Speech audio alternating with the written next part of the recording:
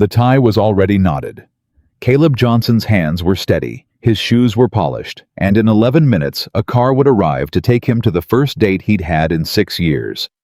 That's when Victoria Hale, the woman who had never once raised her voice at him, never once let him see her cry, grabbed his wrist so hard he almost dropped his phone. "Don't go," she said. He laughed. "She didn't. She won't love you like I do." Silence. Real silence. The kind that changes a room forever.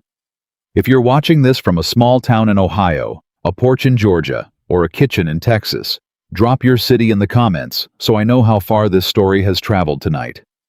And if stories like this hit you right in the chest, hit subscribe before we go back to where it all began. Caleb Johnson had learned somewhere in the last 6 years that grief doesn't announce itself anymore once it settles into a house. It doesn't knock. It doesn't ask permission. It just becomes part of the furniture sitting quietly in the corner of every room present in the smell of the coffee maker at 5:45 a.m. In the silence of a bed that used to have 2 people in it, in the small sharp way his daughter's laugh sometimes sounded exactly like her mother's. He didn't think about Michelle every day anymore. That was supposed to be progress. Somebody had told him that once, a grief counselor with kind eyes and a voice that never rose above a murmur, that the goal wasn't to stop missing her, the goal was to learn how to carry her without it crushing him. He'd nodded along like he understood. He didn't not, really. Not until the missing turned into something quieter, something that lived in his chest like a low hum instead of a scream. 6 years. 6 years since the hospital room, since the machines, since the doctor who wouldn't quite meet his eyes when he said the word months instead of years. 6 years since he'd held his wife's hand while she told him in a voice barely above a whisper to take care of their daughter and to please not let himself disappear into the grief the way his own father had disappeared into a bottle after his mother passed. He had kept that promise. Mostly. He hadn't disappeared. He'd just gone quiet. There was a difference, he told himself, though some mornings, staring at his own reflection in the bathroom mirror while he shaved, he wasn't entirely sure there was. "Daddy, you're doing the face again." Caleb blinked and looked down. His daughter Nia, 6 years old, and already sharper than most adults he knew, was standing in the kitchen doorway in her school uniform, her backpack slung over one shoulder, watching him with the particular expression she reserved for moments when he'd been staring off into nothing for too long. What face? The faraway face. Mommy used to say you do that when you're thinking too hard. Something in his chest tightened the way it always did when Nia brought up her mother so casually, so easily, like Michelle was just somewhere else in the house instead of gone. Nia had been barely a year old when Michelle died. She didn't remember her. Everything she remembered was really just stories he'd told her, photographs she'd memorized, a handful of videos she watched sometimes before bed. And yet she talked about her mother the way other kids talked about a grandparent who lived 2 towns over, present tense, familiar, unbothered by the tragedy of it. Caleb envied that honestly. He wished grief worked that way for him too. "I'm not thinking too hard," he said, forcing a smile, as he slid a plate of scrambled eggs in front of her. "I'm thinking about how you're going to be late if you don't eat faster." "Miss Victoria says being early is a choice, not a personality." Caleb snorted. "Did she now?" "She said it to you on the phone last week. I heard you laughing." Of course she had. Nia missed nothing. 6 years old, and she already had the observational instincts of a detective, which, if Caleb was honest with himself, she'd probably inherited from Victoria more than from either of her actual parents. Victoria Hale had been circling the edges of his life for so long now that Nia had started absorbing her mannerisms the way children absorb everything without permission, without warning. Victoria. Just thinking her name did something strange to his chest, something he'd trained himself for years not to examine too closely. They had met 11 years ago, back when Caleb was 24, and working long, thankless hours as a junior project manager at a mid-sized logistics firm, and Victoria was 26, and already terrifying half the executive floor with her precision and her refusal to accept a mediocre answer to any question she asked. She'd been brought in as a consultant to fix a supply chain disaster that 3 other consultants had already failed to fix. Caleb had been assigned to work under her for 6 weeks. Those 6 weeks had changed the entire trajectory of his career, and though neither of them would have admitted it at the time, something quieter and slower had changed too. Victoria didn't do small talk. She didn't do compliments unless they were earned, and even then, they came out clipped and efficient, like she was allergic to lingering on anything soft for too long. But she noticed things. She noticed that Caleb worked harder than anyone else in the building and got credited for less. She noticed that he had a habit of undervaluing his own ideas in meetings, prefacing everything with, "This might be a stupid thought, but..." She noticed, and she corrected it publicly repeatedly until he stopped doing it. "You are the smartest person in most rooms you walk into," she told him once in that flat, matter-of-fact tone she used for things she considered simple truths rather than opinions. "Stop apologizing for it." He'd laughed it off. He always laughed things off back then. But he'd also stopped prefacing his ideas with apologies, and within a year, he'd been promoted twice. By the time Caleb met Michelle 2 years later, Victoria was already a fixture, not a romantic one, not back then, just a brilliant, sharp-edged friend who called to check on his career, who sent him articles she thought would be useful, who showed up unannounced, but somehow always exactly on time whenever something in his professional life needed fixing. Michelle had liked her. That was the strange part looking back. Michelle had met Victoria exactly twice before the wedding and had said with the easy generosity that defined most of her relationships, "She's a little intense, but she clearly cares about you. Keep her around." He had. Of course he had. Victoria Hale wasn't the kind of person you let drift out of your life even if you wanted to, and Caleb had never wanted to. When Michelle got sick, Victoria didn't send flowers. She didn't send a card with a generic sympathy message. She showed up at the hospital with a folder of research on the specific treatment protocols, having spent God knew how many hours reading medical journals. She had no business understanding, cross-referencing survival statistics, hunting down the names of specialists 3 states away. It didn't save Michelle. Nothing could have. But Caleb had never forgotten the sight of Victoria Hale, CEO, of a company with 400 employees by then, a woman who negotiated 8-figure contracts without blinking, sitting in a plastic hospital chair at 11 at night, reading medical abstracts out loud to him because he was too exhausted to read them himself. She never once in all those months said the words, "I'm sorry for your loss." She said instead, "We're not out of options yet," until finally quietly she stopped saying that too, because there weren't any options left, and Victoria Hale did not lie to him, not even to make grief more bearable. At the funeral, she stood at the very back of the church.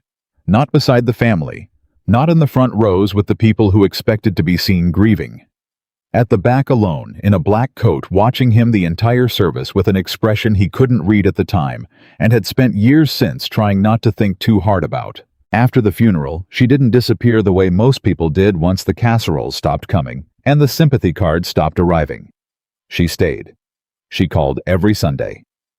She showed up for Nia's first birthday with a gift so absurdly overpriced that Caleb had actually laughed for the first time in months. She became without either of them ever naming it the second adult in his daughter's life. Uncle didn't fit. Aunt didn't fit either. Not exactly, though that was closer to what Nia called her sometimes, when she forgot the correction Victoria always gave. "Just Victoria is fine, sweetheart." A correction that Caleb noted now, in the harsh light of everything that had happened since, had always come, a beat too fast, a little too firm, like Victoria was protecting some boundary she couldn't fully explain, even to herself. Wow, for 6 years, that had been the shape of things. Victoria in his life, like clockwork, every Sunday. Call, every professional crisis solved before he even knew there was a crisis. Every school event she somehow made time to attend, despite running a company that, according to the business press, was now worth more than most people could comprehend. She corrected his grammar in emails.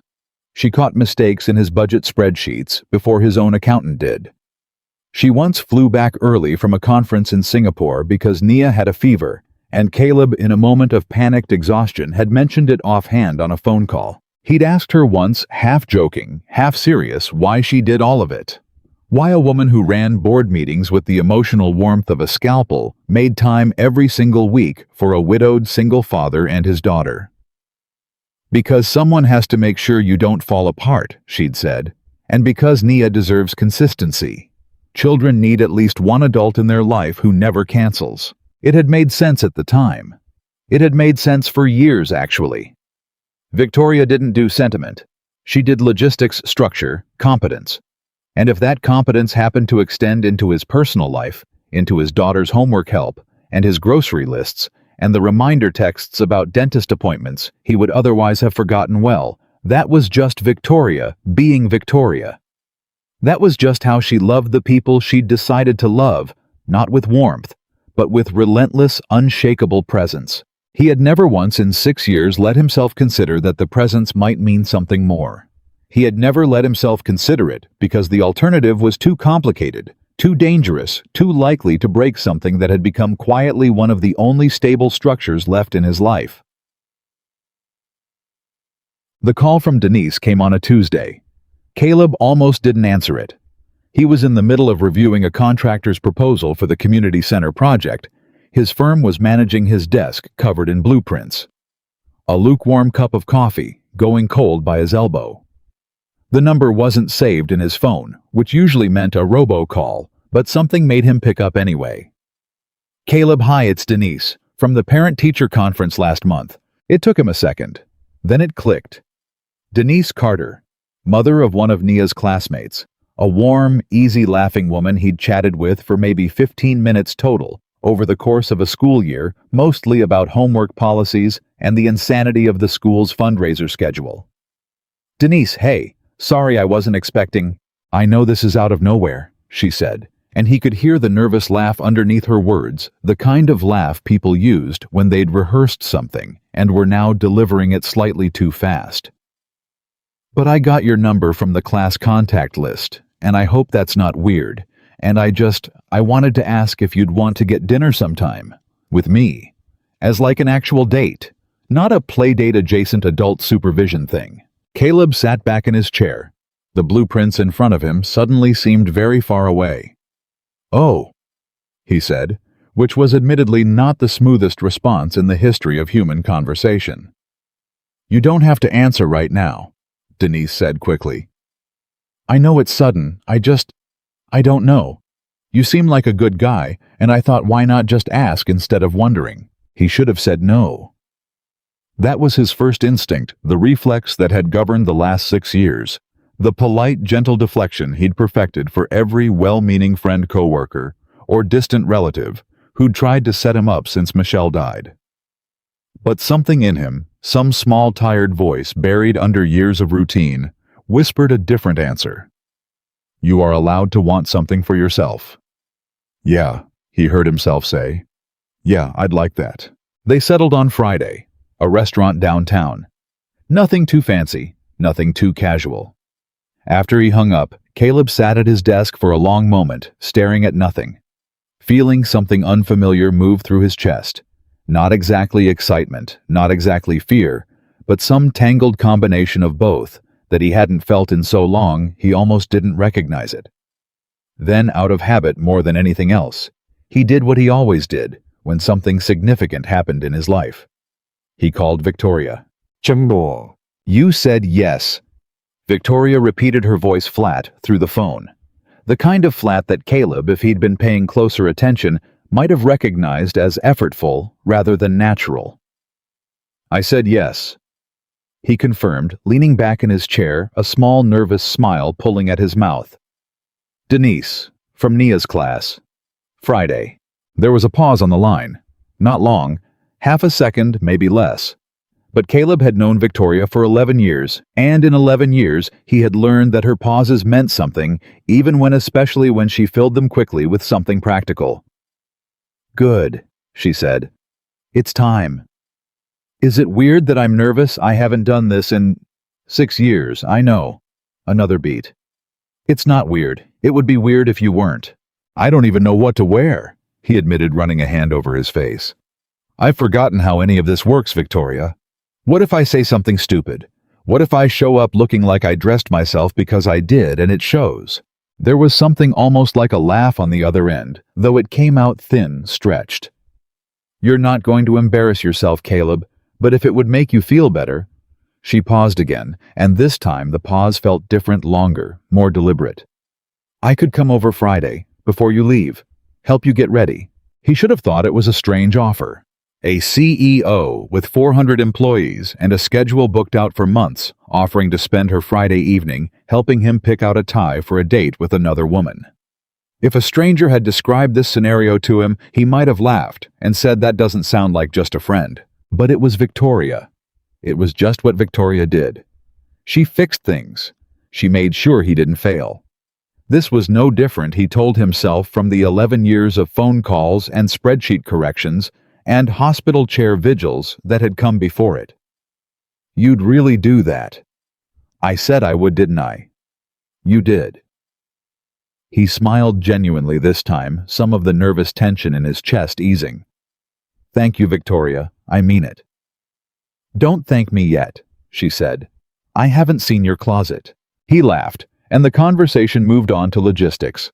What time she'd come by, whether Nia would be at her grandmother's or still home, whether he should get his hair cut before Friday, or if that was overkill. Normal things, practical things. The kind of conversation they'd had 1,000 times before, about 1,000 different problems.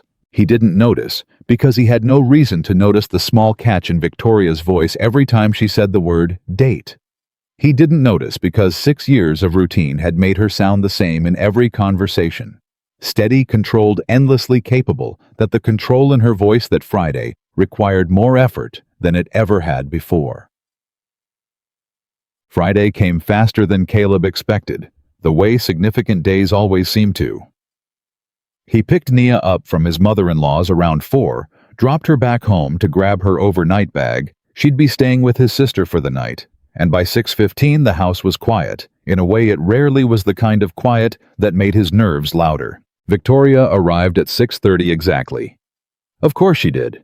In 11 years, Caleb could count on one hand the number of times Victoria Hale had been late to anything, and most of those times had involved actual emergencies at her company. She was dressed simply: dark jeans, a cream-colored blouse, her hair down instead of in the severe bun she wore for board meetings, and for a moment standing in his doorway, she looked less like the CEO who terrified junior executives, and more like the woman who used to sit beside him in that hospital room reading medical abstracts in the middle of the night. "You look nervous," she said, stepping past him into the house without waiting to be invited the way she always did, the way that had stopped registering as strange years ago. "I am nervous." "Good. It means you care about how this goes." She glanced around the living room, taking in the general chaos of a single father's Friday evening shoes. By the door, a stack of mail on the counter, one of Nia's drawings taped haphazardly to the fridge. "Where's your closet disaster?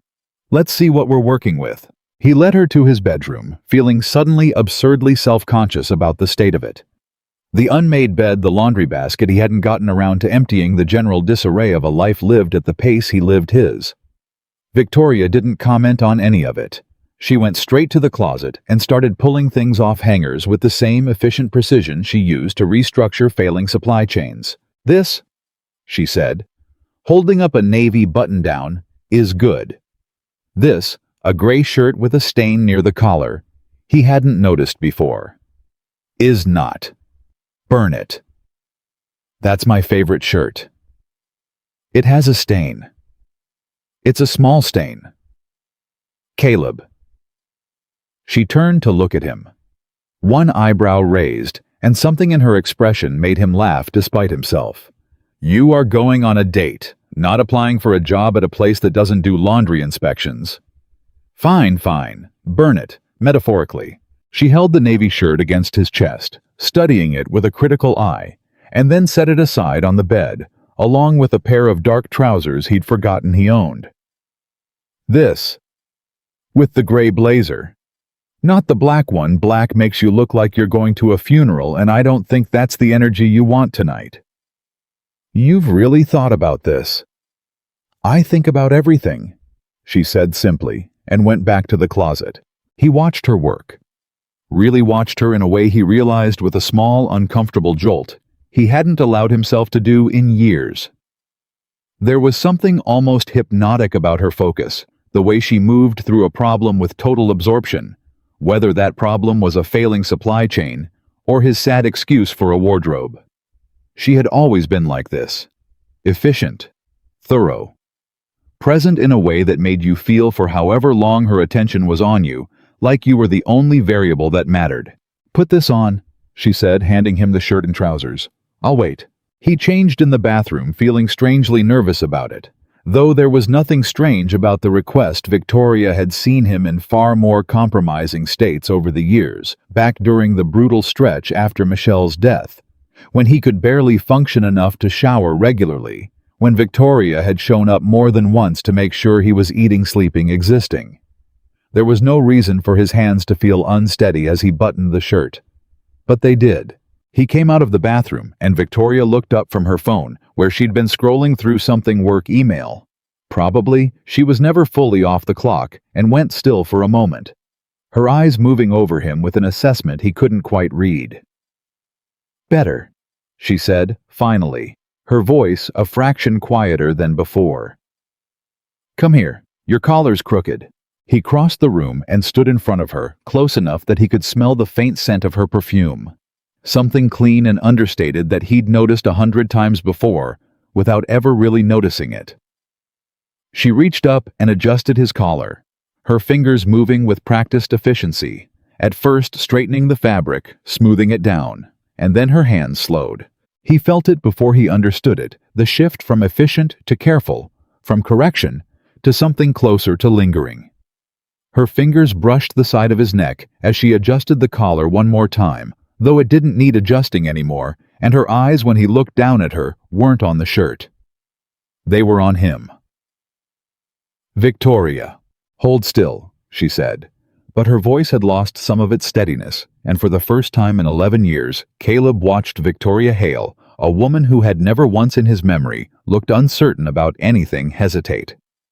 The moment stretched taut and strange, and then, as quickly as it had appeared, it broke.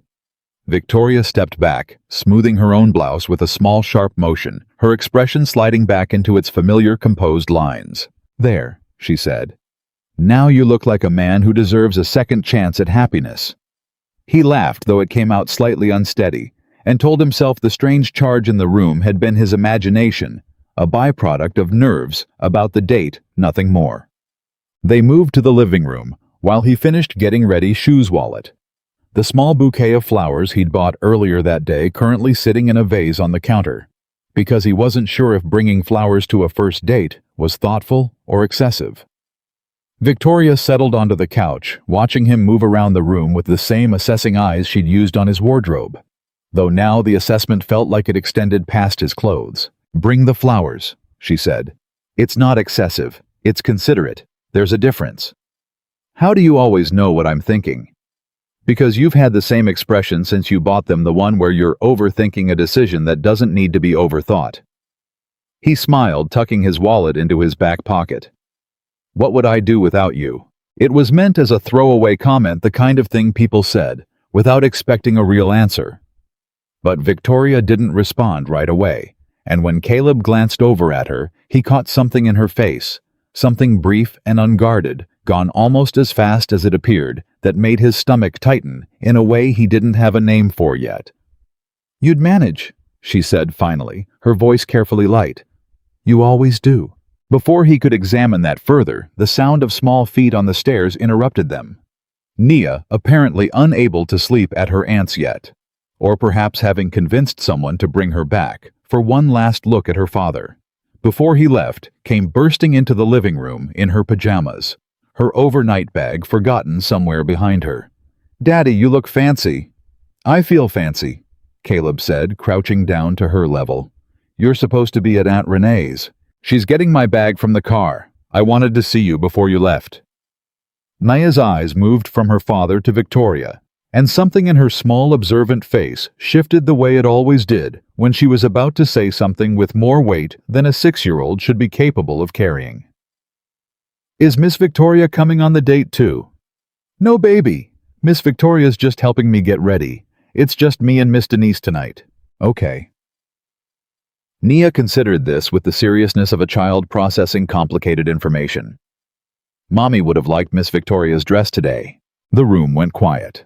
Caleb felt it before he saw it, the way Victoria's posture changed just slightly, the way her hand, which had been resting casually on the arm of the couch, curled into something tighter. He glanced at her and saw her jaw tense.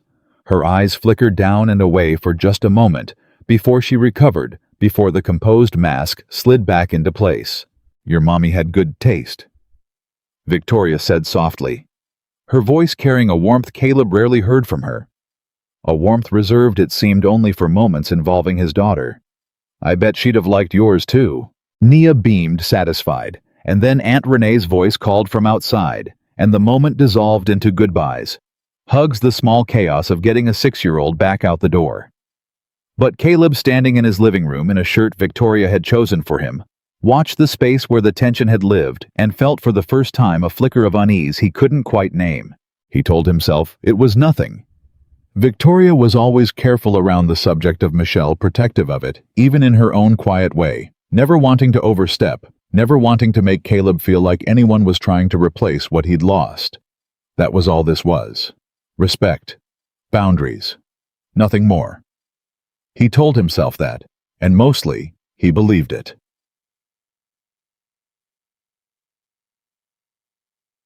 With Nia gone and the house quiet again, the minutes ticked down toward the car Denise had offered to send, and Caleb found himself pacing slightly, checking his phone, adjusting his cuffs, the nervous energy of the evening finally catching up to him in full.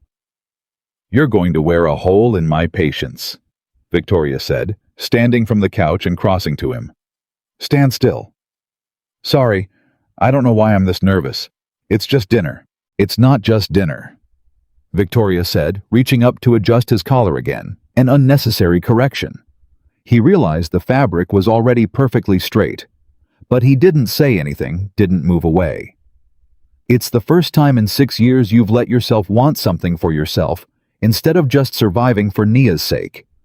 "That's not nothing, Caleb." Her hands were at his collar again, and this time there was no pretense of correction. Her fingers rested against the fabric, against the warmth of his skin beneath it, and she wasn't looking at the shirt anymore. She was looking up at him, her dark eyes holding an expression he had never seen on her face before in 11 years of friendship, something raw, something unguarded, something that looked almost like fear. "Victoria, you deserve this," she said, though her voice had dropped, gone quieter, rougher than he'd ever heard it. "You deserve to be happy. I've thought that for years. I've wanted it for you for years." "Then why do you look like you're about to cry?" The question hung in the air between them, and for a long moment, Victoria didn't answer.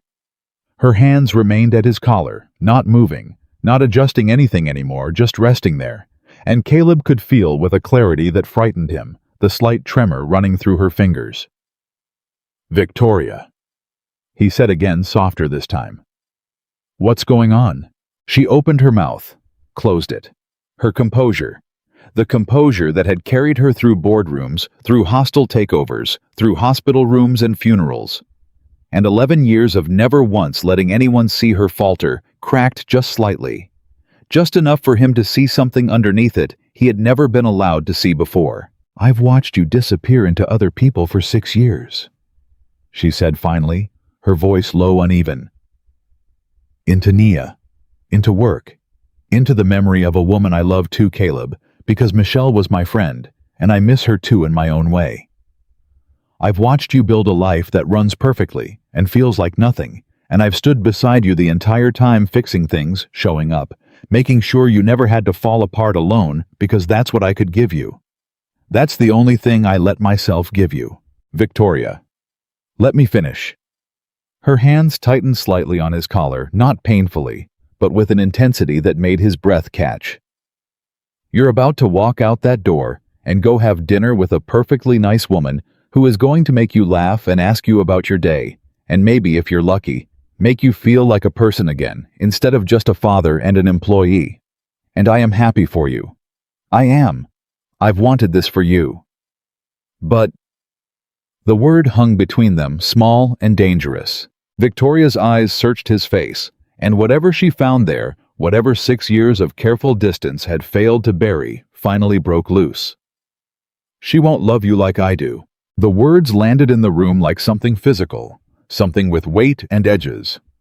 Caleb felt his entire body go still, the way a person goes still when the ground shifts beneath them without warning, when a fact they'd built their whole understanding of reality around suddenly reveals itself to have been built on something else entirely. "What did you just say?" Victoria didn't repeat it. She didn't need to. The words hung in the air between them, undeniable now that they'd been spoken, impossible to take back, impossible to laugh off the way Caleb tried weakly to do. "That's Victoria, that's not you don't mean. I mean exactly what I said."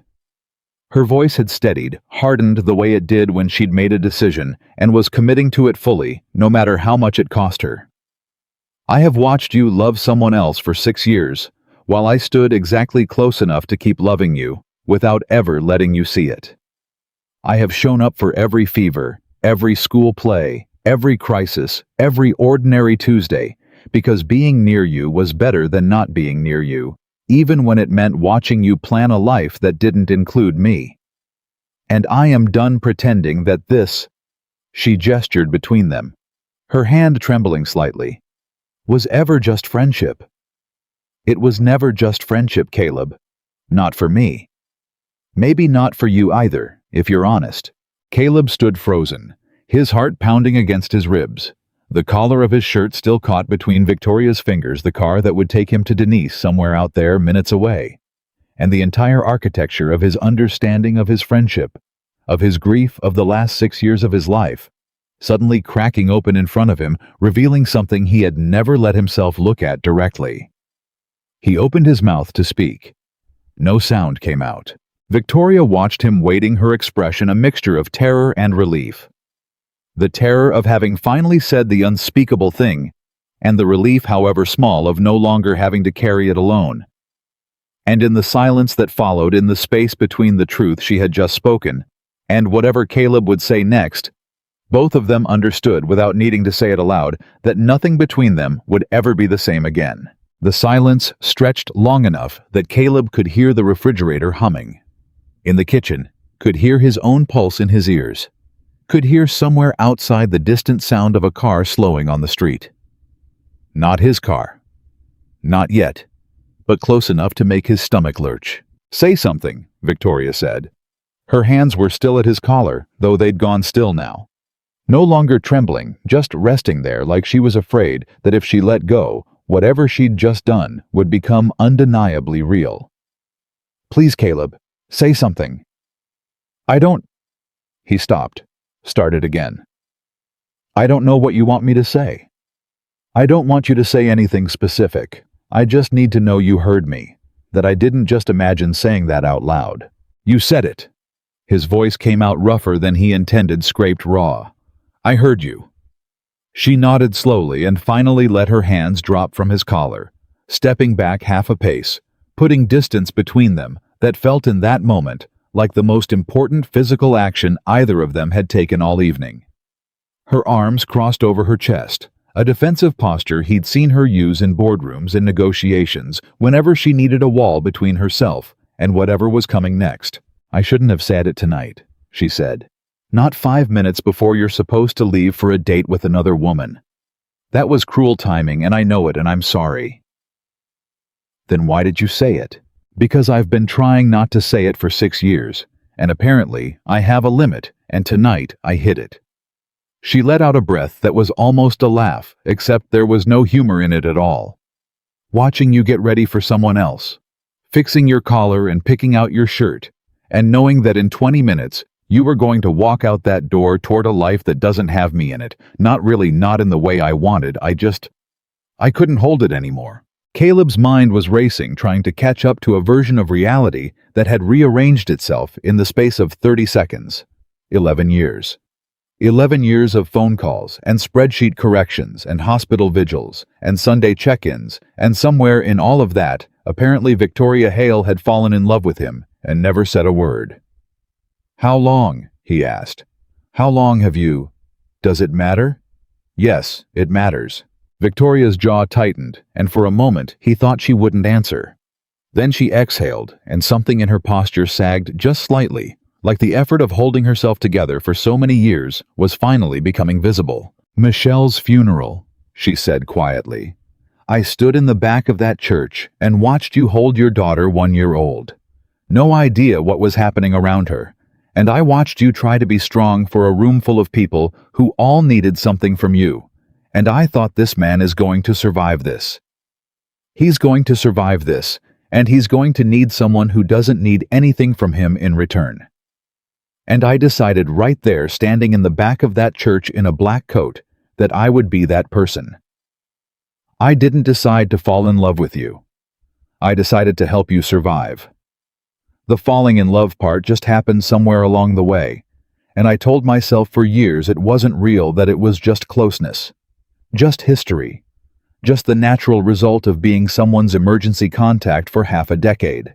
Victoria, but it was real," she continued, cutting him off before he could interject, her voice gaining momentum now, like a dam that had finally cracked and couldn't stop the water once it started moving.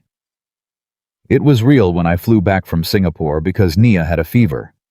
It was real every Sunday when I called you, not because I needed to check on your budget spreadsheets, but because hearing your voice was the best part of my week, every week for 6 years.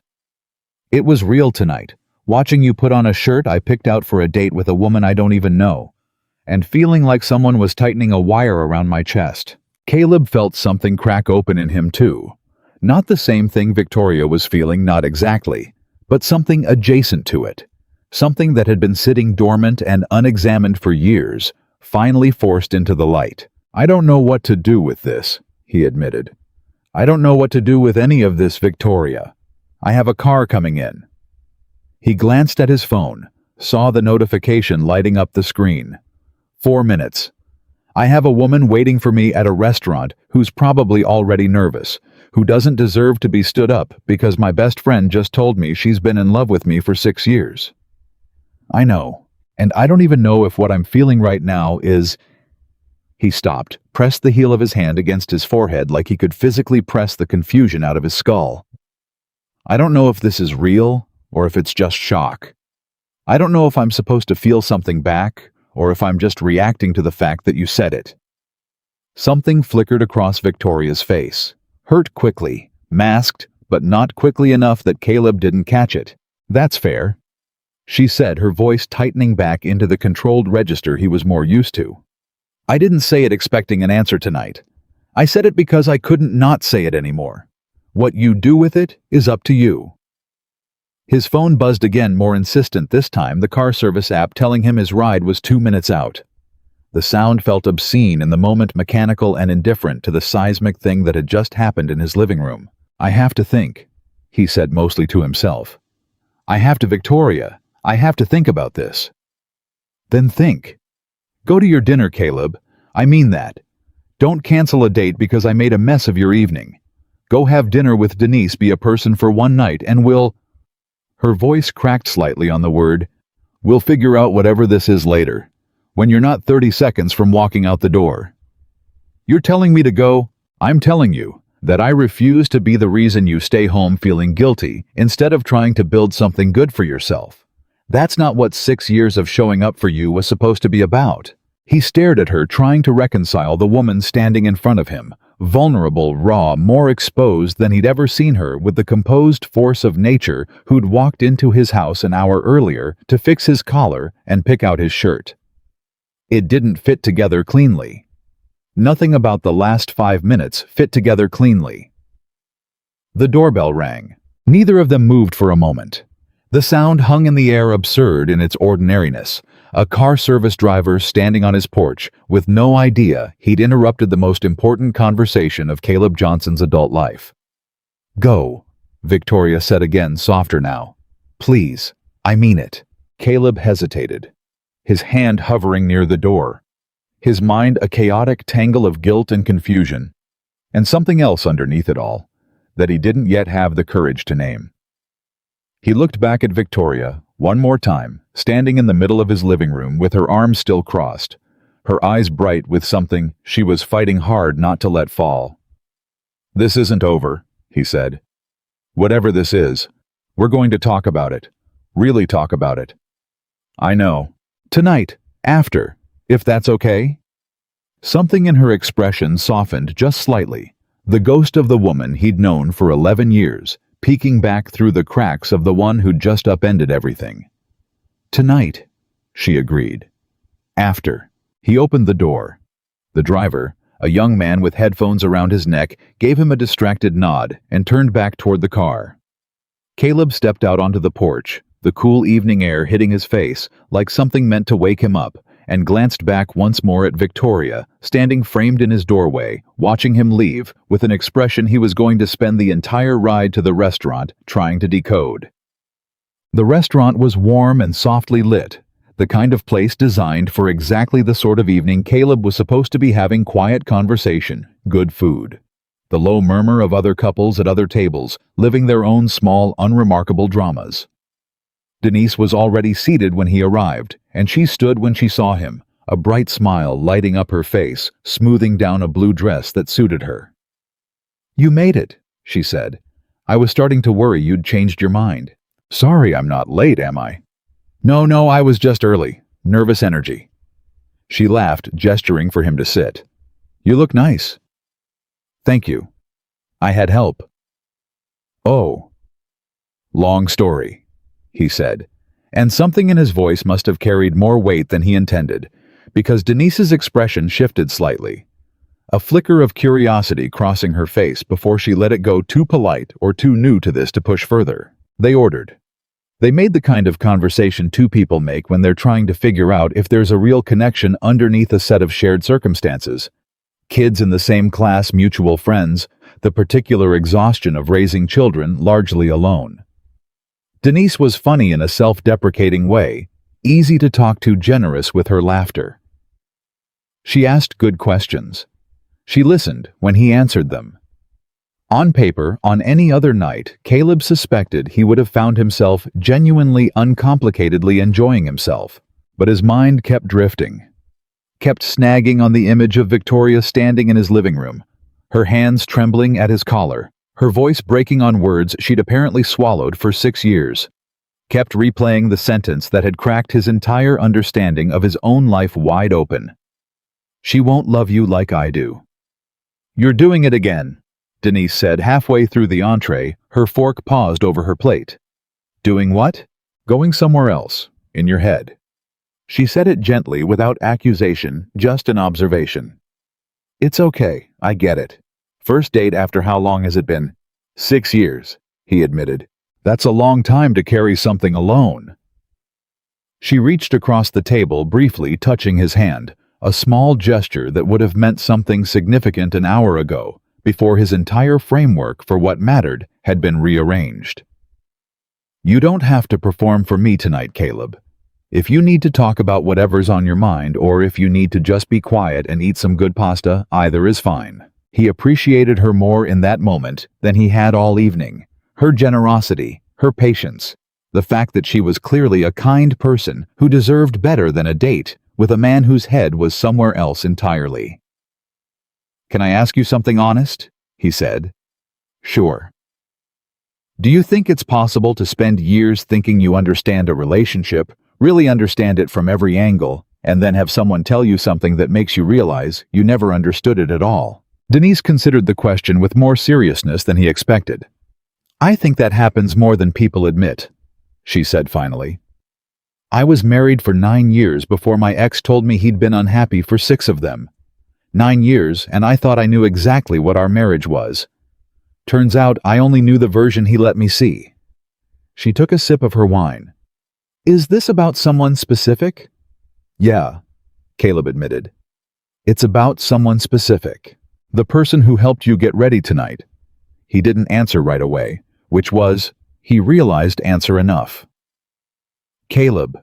Denise's voice was kind, but there was a directness underneath it that he respected. "I'm not going to pretend I'm thrilled to hear that, but I'd rather know now than spend 3 more dates wondering why you seem like half of you is somewhere else.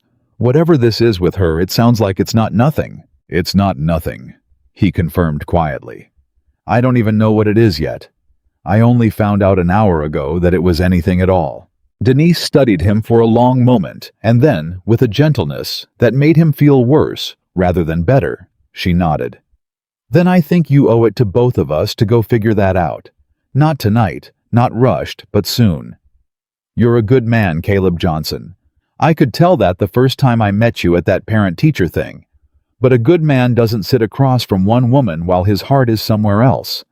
That's not who you are, is it? No, he admitted. It's not. They finished the meal with something that felt less like a failed romance and more like an unexpected friendship forming in its place easier now that the pretense had been dropped, both of them laughing more freely once the pressure of date had been lifted from the evening. When the check came, Caleb insisted on paying, and Denise let him, and when they stood to leave, she hugged him briefly and told him without any bitterness in her voice, "Go figure it out. And if it doesn't work out with her, you have my number. But I have a feeling it's going to work out." He thanked her and meant it, and stepped out into the cool evening air, with his mind already racing 3 steps ahead toward the conversation waiting for him at home. The drive back felt longer than the drive there, though the distance was identical. Caleb sat in the back of the car service sedan staring out the window at the city lights sliding past, replaying 11 years of his life through a new and disorienting lens. He thought about the hospital chair. Victoria, 29 years old by then, still building her career, still climbing toward the position that would eventually make her one of the most talked about young executives in the city, choosing instead to spend her nights in a plastic chair beside a dying woman's husband, reading him medical research in a flat, steady voice because it was the only thing she knew how to offer that might help. He thought about the funeral, the black coat, the way she'd stood at the back of the church watching him, an expression on her face he'd never let himself examine too closely, because examining it would have required acknowledging something he hadn't been ready to acknowledge. He thought about every Sunday call for 6 years.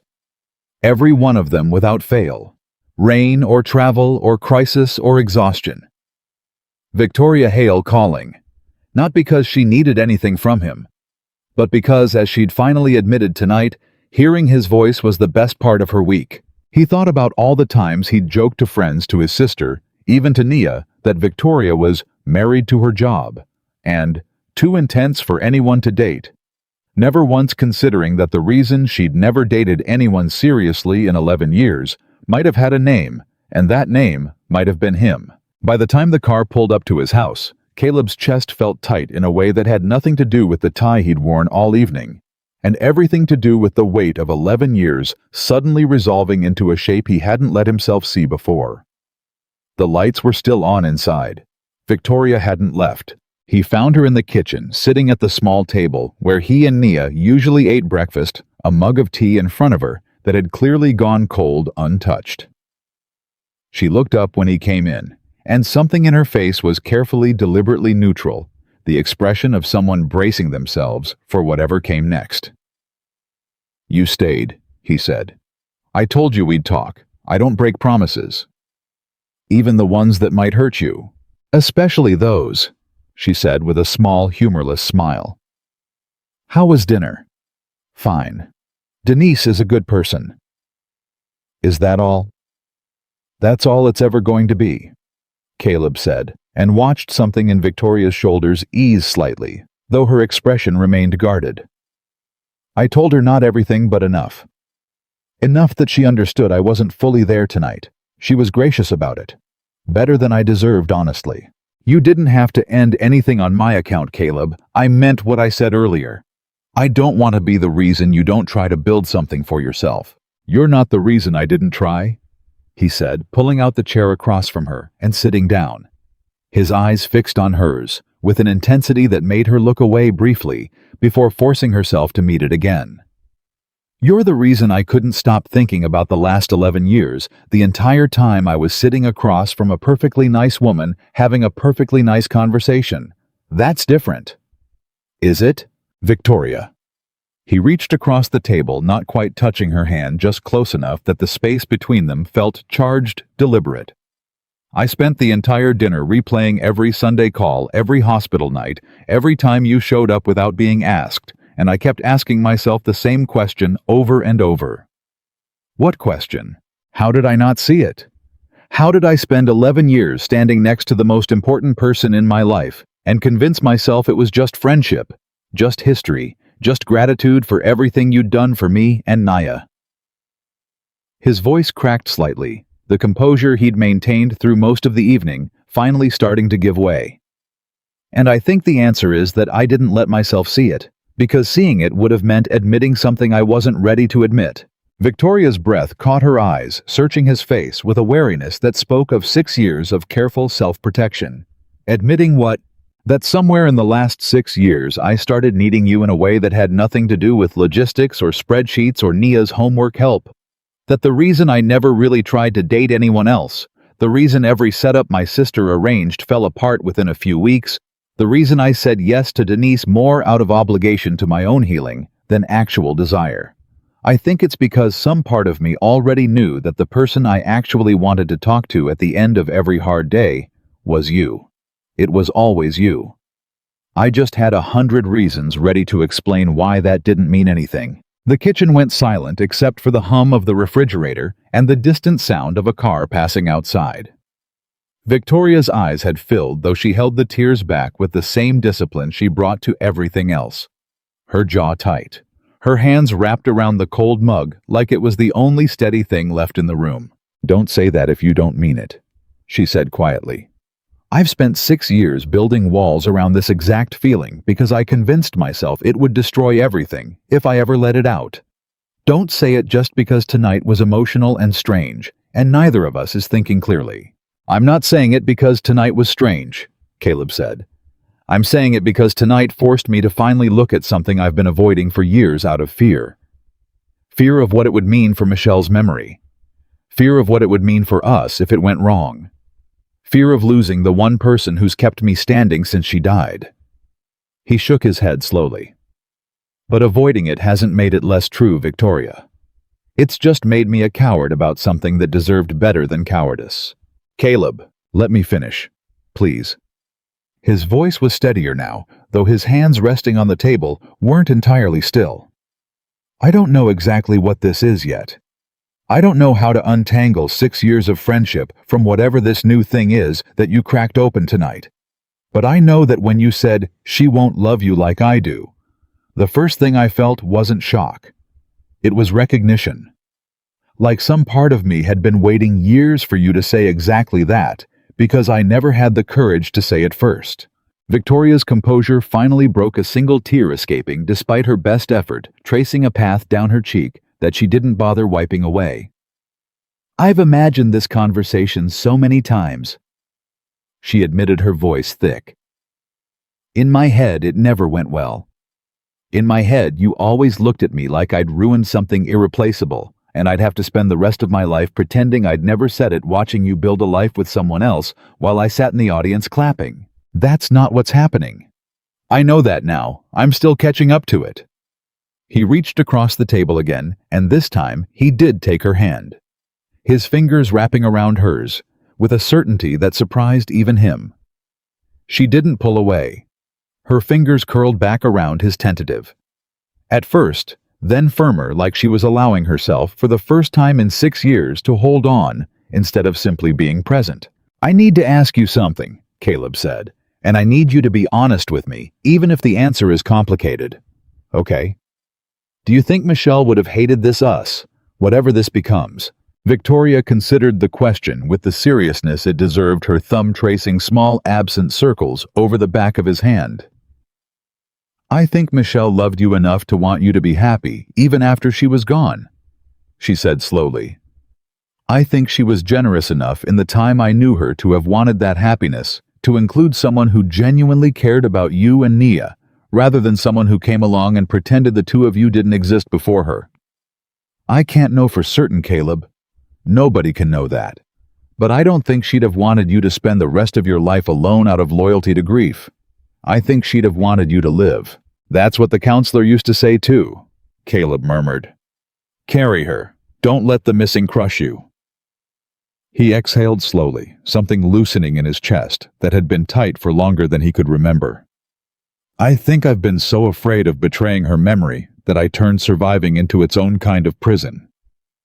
And you've been standing right outside that prison for 6 years, keeping watch, never once asking me to let you in, because you thought that was the only way to keep loving me, without asking for anything back.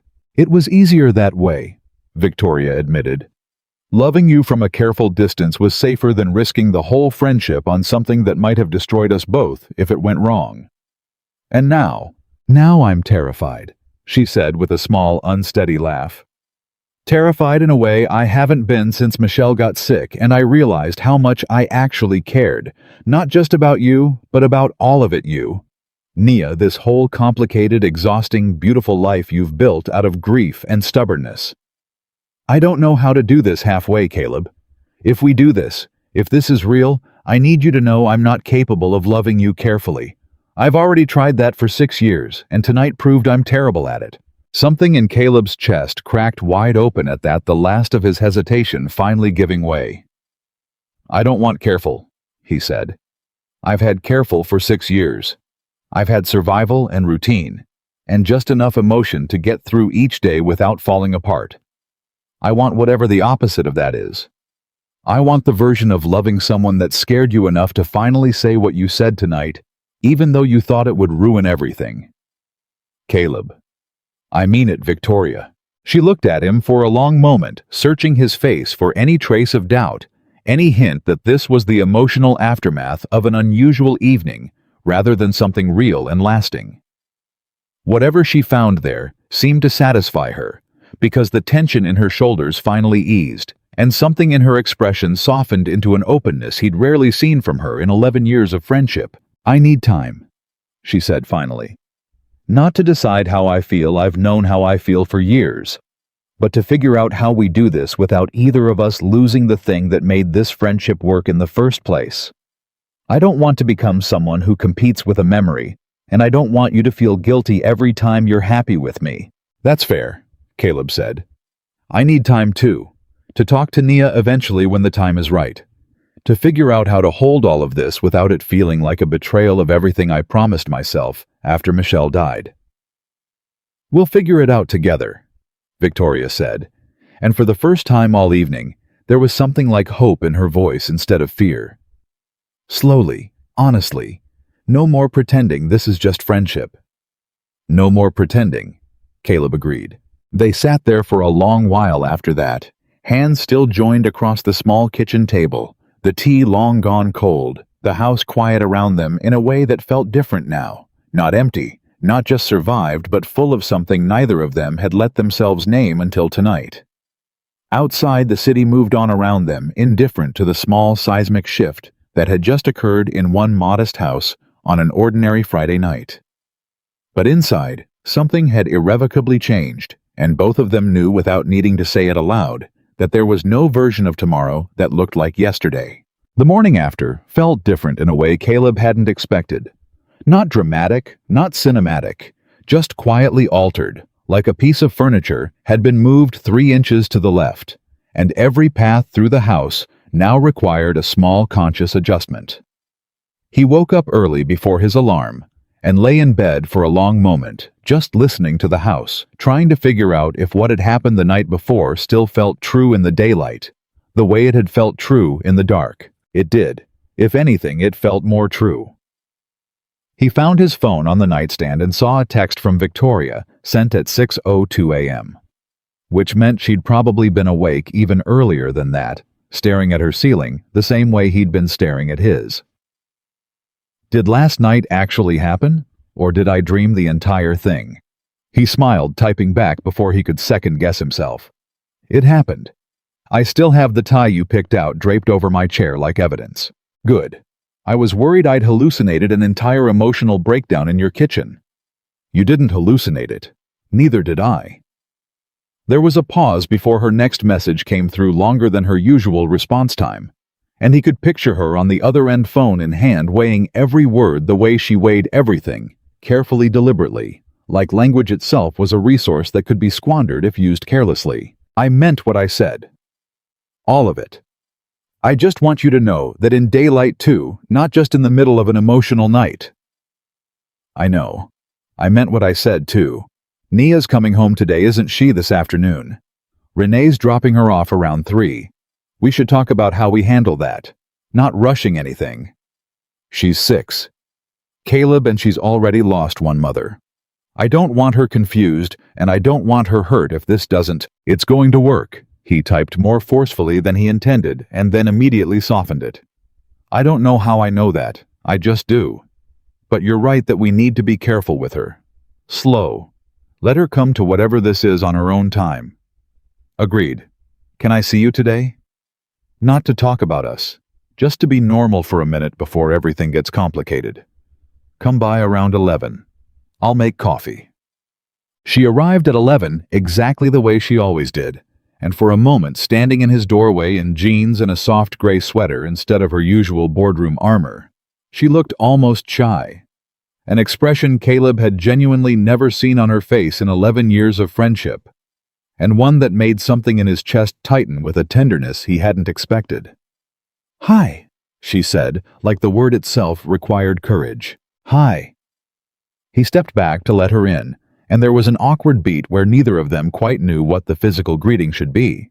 Now, a hug felt insufficient. Anything more felt like too much, too soon, and they settled finally on something in between. His hand briefly at her waist, her fingers curling into the front of his shirt for a second before she stepped past him into the kitchen. "This is strange," she admitted, sitting at the same table where they'd held hands the night before now, in the unforgiving clarity of late morning light. "Being here without a crisis to manage. Is that what we've been doing for 6 years? Managing crises. Partially. It was easier that way. Crises don't require you to examine your feelings. They just require you to solve the problem in front of you." She accepted the mug of coffee he handed her, wrapping both hands around it. "I've never just sat in your kitchen without an agenda before. It's disorienting." Good disorienting or bad disorienting? I haven't decided yet. But she smiled when she said it, and the smile reached her eyes in a way that made the answer clear enough. They talked for nearly an hour. Not about the confession, not about the future, just easy meandering conversation about nothing in particular. The kind of talk that had always come naturally between them and now felt layered with something new underneath it. Some awareness, humming quietly beneath every exchange. It was, Caleb thought, the strangest kind of relief.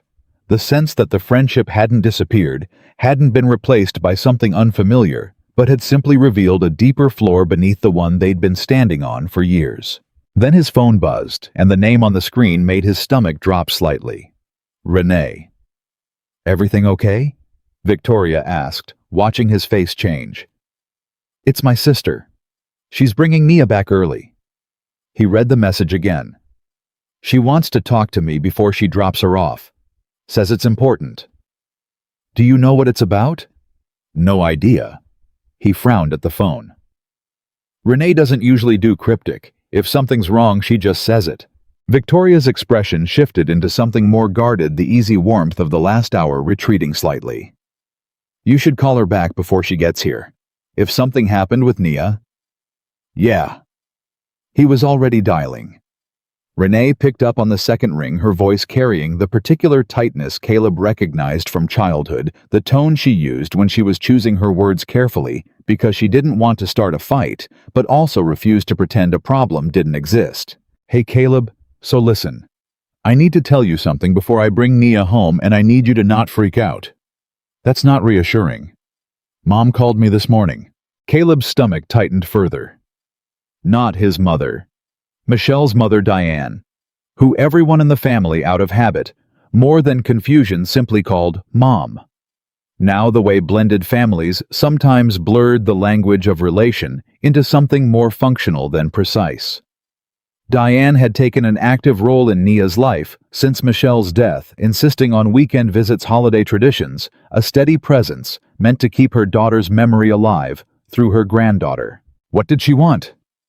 She wanted to know why Nia told her on the phone last night that Miss Victoria helped Daddy get ready for a date, and then Daddy didn't go on the date, and Miss Victoria stayed over instead. Caleb closed his eyes. Of course. Of course Nia had called her grandmother the night before the way she did most nights before bed. And of course she'd mentioned, with the innocent bluntness of a 6-year-old, incapable of understanding social nuance, exactly the sequence of events that had unfolded in his living room. "It's not what it sounds like," he said, though even as he said it, he wasn't entirely sure that was true. "I figured. But Mom's spinning out a little Caleb. You know how she gets. She's convinced Victoria's been circling for years waiting for her chance, and now she thinks something happened last night that's going to erase Michelle from Nia's life. That's not Renee, that's not what's happening. At all. I know that's not what you intend to happen. But you know how Mom processes grief. Everything feels like a threat to keeping Michelle's memory alive, especially where Nia's concerned." Renee's voice softened slightly. "I'm not saying she's right to feel that way. I'm just saying she's feeling it, and she's going to say something about it probably today, and I wanted you to have a warning instead of getting blindsided." Caleb rubbed his forehead, feeling the easy warmth of the morning evaporating into something heavier. Across the table, Victoria watched him with growing concern, clearly able to read enough of the conversation from his side of it to understand something difficult was unfolding. "Thank you for the warning," he said. "I'll handle it. I know you will." "For what it's worth, Caleb." Renee hesitated. "I've known Victoria almost as long as you have. I've watched her show up for you and Nia in ways most people wouldn't for actual family. If something real is happening between you two, I'm not going to be the one standing in your way. But Mom's grief doesn't run on logic, and you should be ready for that." "I appreciate you saying that." "I love you, little brother. Figure it out.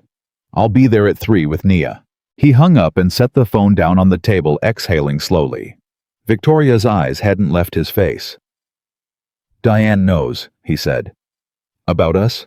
There is no us yet, not officially. Not in any way we've defined. Nia told her last night on the phone that you stayed over and I didn't go on my date. Kids don't understand nuance, Victoria. To her it probably sounded exactly like what it looked like from the outside, minus all the context." Victoria's face paled slightly, and Caleb watched the confident, composed woman he'd known for 11 years suddenly look for the first time all morning, genuinely frightened. "She's going to think I did this on purpose," Victoria said quietly. "That I orchestrated the whole evening to sabotage your date. That I've been waiting for an opportunity to insert myself into Michelle's place. That's not what happened. I know that's not what happened. But you know how grief works, Caleb. Diane lost her daughter. Every version of your future that doesn't have Michelle in it probably feels on some level like a small new grief for her. And I am the easiest person in the world for her to direct that fear toward, because I've always been here, and now suddenly I'm here in a different way." Caleb reached across the table and took her hand. The gesture feeling more natural now than it had the night before, though the circumstances surrounding it had grown immediately more complicated. "We'll talk to her," he said. "Together if you want. Or I can talk to her alone first if that feels better. But we're not going to let fear that hasn't even had a real conversation yet decide what this is before we've had the chance to figure it out ourselves. I don't want to be the reason Nia loses her connection to her grandmother," Victoria said, and there was real anguish in her voice now.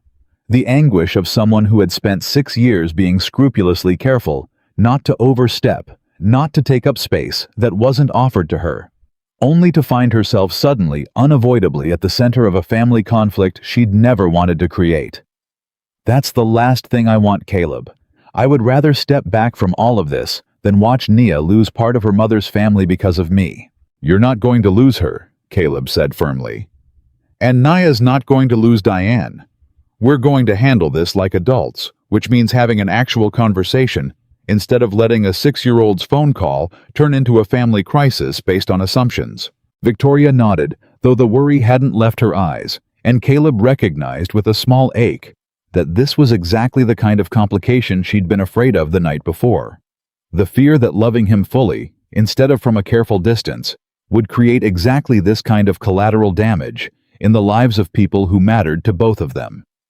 Diane arrived at Caleb's house at 2:30, half an hour before Renee was scheduled to bring Nia home, which told Caleb everything he needed to know about how urgently she wanted this conversation to happen before her granddaughter was back in the house to witness it. She was a small woman, sharp-eyed, with Michelle's same expressive eyebrows, and a grief that 6 years later still lived close to the surface of everything she did.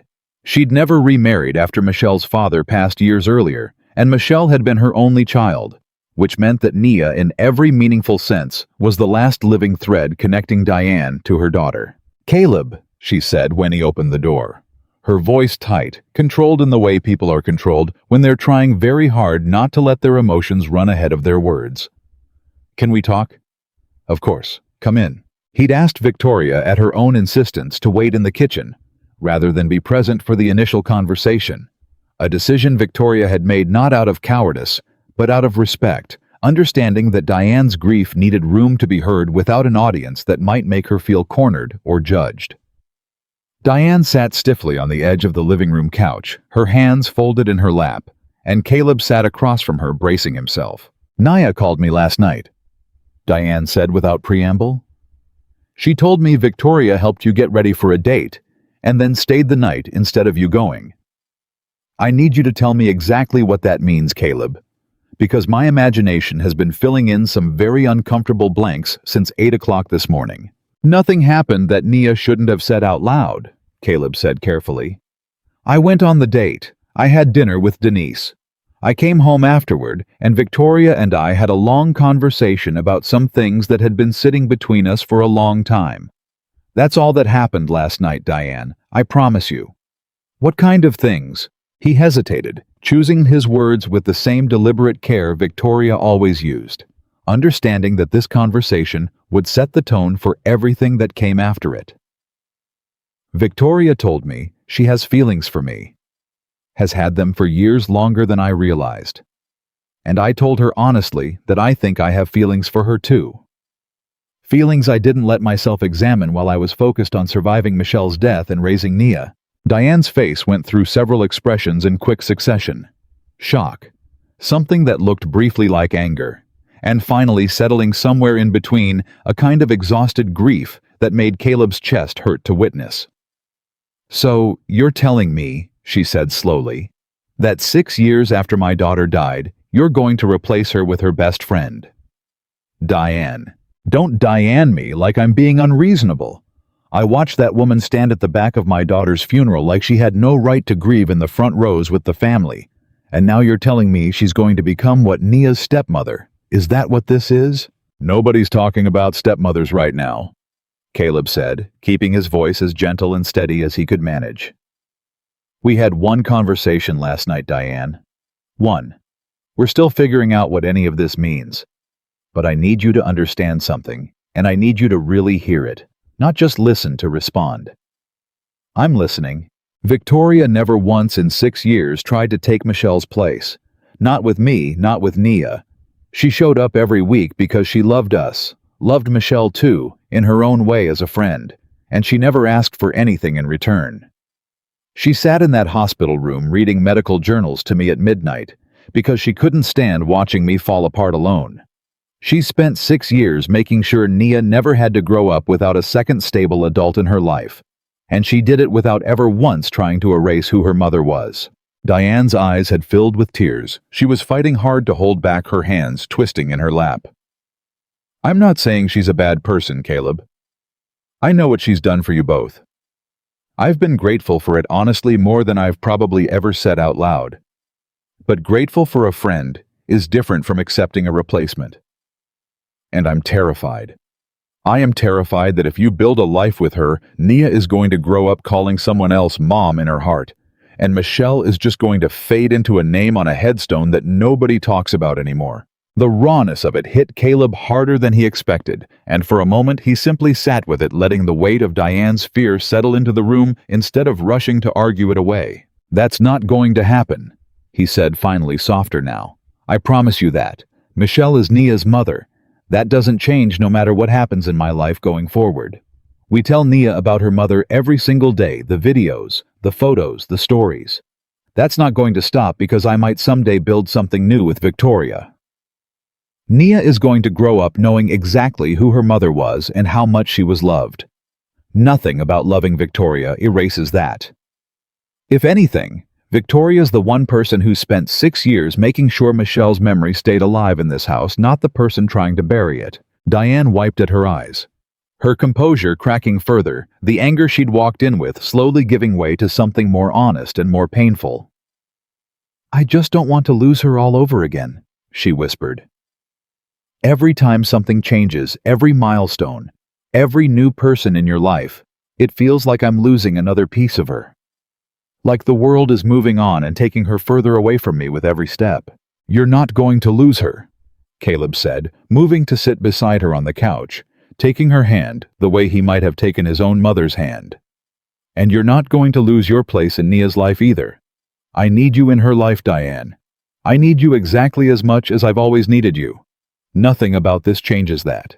They sat together for a long moment, Diane's tears finally falling freely, 6 years of carefully managed grief finding a small release in the safety of Caleb's living room.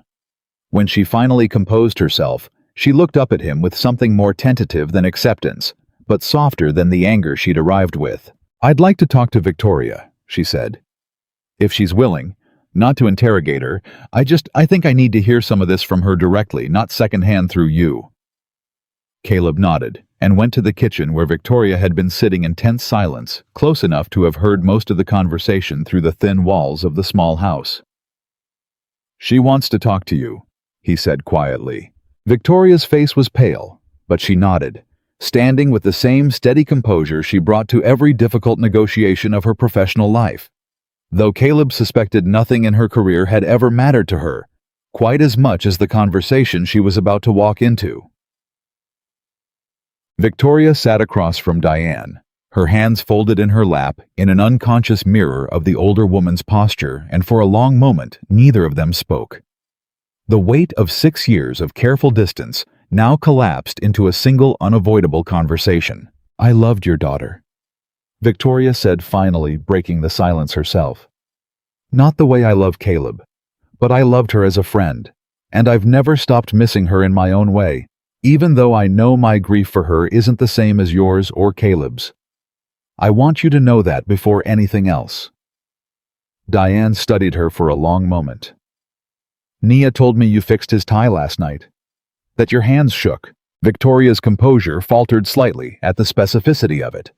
The reminder that even in a house full of adults trying to manage a complicated situation, a 6-year-old had been quietly absorbing every detail, filing it away, with the perfect, unfiltered honesty of childhood. "They did," Victoria admitted. "I've spent 6 years pretending I didn't feel what I felt for your daughter's husband, Diane. Last night, watching him get ready for someone else, I finally couldn't pretend anymore. I'm not proud of the timing. I know it wasn't fair to him, or to Denise, or honestly to myself. But I couldn't keep lying about it." "Do you love him?" The directness of the question hung in the air, and Victoria didn't flinch from it. "Yes," she said simply. "I love him. I've loved him for years longer than I let myself admit, and I love Nia too in a way that has nothing to do with replacing anyone and everything, to do with genuinely caring what happens to both of them. And if I told you I wasn't ready for this, that it felt too soon, too complicated, too much like losing another piece of my daughter, what would you do?" Victoria was quiet for a long moment, weighing the question with the same careful deliberation she gave every serious decision in her life. "I would tell you that I understand your fear, and that it's not unreasonable," she said finally. "But I wouldn't disappear from Caleb's life to make your grief easier to carry, because I don't think that would actually help you, and I don't think it would help Nia either. What I would do is spend however long it takes proving to you through actions, and not just words, that loving Caleb doesn't require erasing Michelle. I've spent 6 years showing up without asking for anything. I'm not going to stop showing up now, Diane. I'm just going to stop pretending the reason I show up is only friendship." Something in Diane's expression shifted. Not full acceptance, not yet, but a grudging respect for the honesty of the answer, the refusal to offer easy reassurances that might not hold up under the weight of real time. "Michelle liked you," Diane said finally, her voice quieter now. "She told me once after meeting you at their engagement party that she thought you were the kind of friend Caleb would need for the rest of his life. I don't think she meant it the way this has turned out. But maybe—" She paused, wiping at her eyes again. Maybe she saw something the rest of us didn't. I don't know if that's true, Victoria said gently. But I know that I will spend as long as it takes making sure Nia grows up, knowing exactly who her mother was, and making sure you never feel like you've lost your place in her life. That's not a promise I'm making lightly, Diane. It's the same promise I made to myself the day of the funeral standing in the back of that church, and I've kept it every day since. The front door opened before Diane could respond, Renee's voice calling out cheerfully. Nia's smaller voice chattering excitedly about something that had happened at her aunt's house, and the sound of a 6-year-old's unfiltered joy filled the room, cutting through the tension like sunlight breaking through clouds. Nia came barreling into the living room and stopped short at the sight of her grandmother's tear-streaked face, her small brow furrowing with immediate concern. "Grandma, are you sad?" Diane quickly wiped her eyes and pulled her granddaughter into a hug, holding her tightly. "No, baby. Grandma's just happy. Sometimes happy looks like this too." Nia accepted this explanation with the easy trust of a child, wriggling free after a moment to go show Victoria a drawing she'd made at her aunt's house, completely unaware of the delicate negotiation that had just concluded in the room around her. Caleb watched the scene unfold, his daughter oblivious and joyful. Victoria kneeling down to examine the drawing with genuine interest. Diane watching both of them with an expression that was still complicated, still uncertain, but no longer defined solely by fear. It wasn't resolved. Caleb understood that clearly. Diane's grief hadn't disappeared in the span of one difficult conversation, and there would likely be more hard moments ahead, more adjustments required as this new shape of their family found its footing. But something had shifted in the room, something fragile, but real. And as he watched Victoria laugh at whatever Nia was explaining about her drawing, something involving a purple dog, apparently he felt a small cautious hope take root in his chest. The first hope he'd allowed himself to feel about the future in longer than he could remember. Later that evening, after Diane and Renee had left, and Nia had been put to bed exhausted from her overnight adventure, Caleb found Victoria sitting on his back porch, staring out at the darkening yard, with an expression somewhere between exhaustion and relief. "That was harder than any board meeting I've ever run," she said as he sat down beside her. "You did well. Better than well. I meant every word I said to her, about showing up, about proving it through actions." She turned to look at him, her eyes catching the last light of the evening. "I need you to know that too, Caleb. This isn't a feeling I discovered last night and might lose interest in next month. This is 6 years of quiet certainty, finally getting permission to exist out loud." "I know," he said, reaching for her hand in the fading light. "I felt the same certainty tonight, watching you kneel down to look at Nia's terrible drawing of a purple dog, like it was the most important thing in the world. It was a good drawing. It was an objectively bad drawing, and you told her it was beautiful, with a completely straight face." Victoria laughed a real laugh, unguarded and warm, and the sound of it settled something in Caleb's chest that had been unsettled for longer than he'd realized. They sat together on the porch as the evening deepened around them. Hands joined the difficult conversation with Diane behind them. The uncertain shape of their future still ahead, but for the first time in longer than either of them could remember, neither of them was facing it alone. 3 weeks passed before anything resembling normalcy returned to the rhythm of Caleb's household, and even then, normal had reshaped itself into something new. Something that included Victoria's presence in ways that no longer required justification or careful management. She still called on Sundays, but now the calls sometimes ran long past the practical matters that used to fill them, drifting into the kind of unhurried conversation that had nothing to do with logistics and everything to do with simply wanting to hear the other person's voice.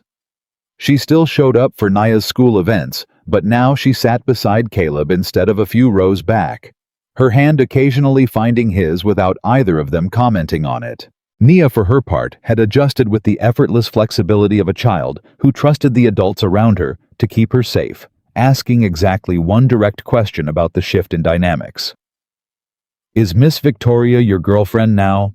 delivered over a bowl of cereal on a Tuesday morning, with the same casual curiosity she might have used to ask about the weather. "Would that be okay with you?" Caleb had asked carefully, crouching down to her level. Nia had considered this with the gravity of a much older person weighing an important decision. As long as she still helps me with my reading homework and doesn't make you sad. She's never made me sad, baby. Good.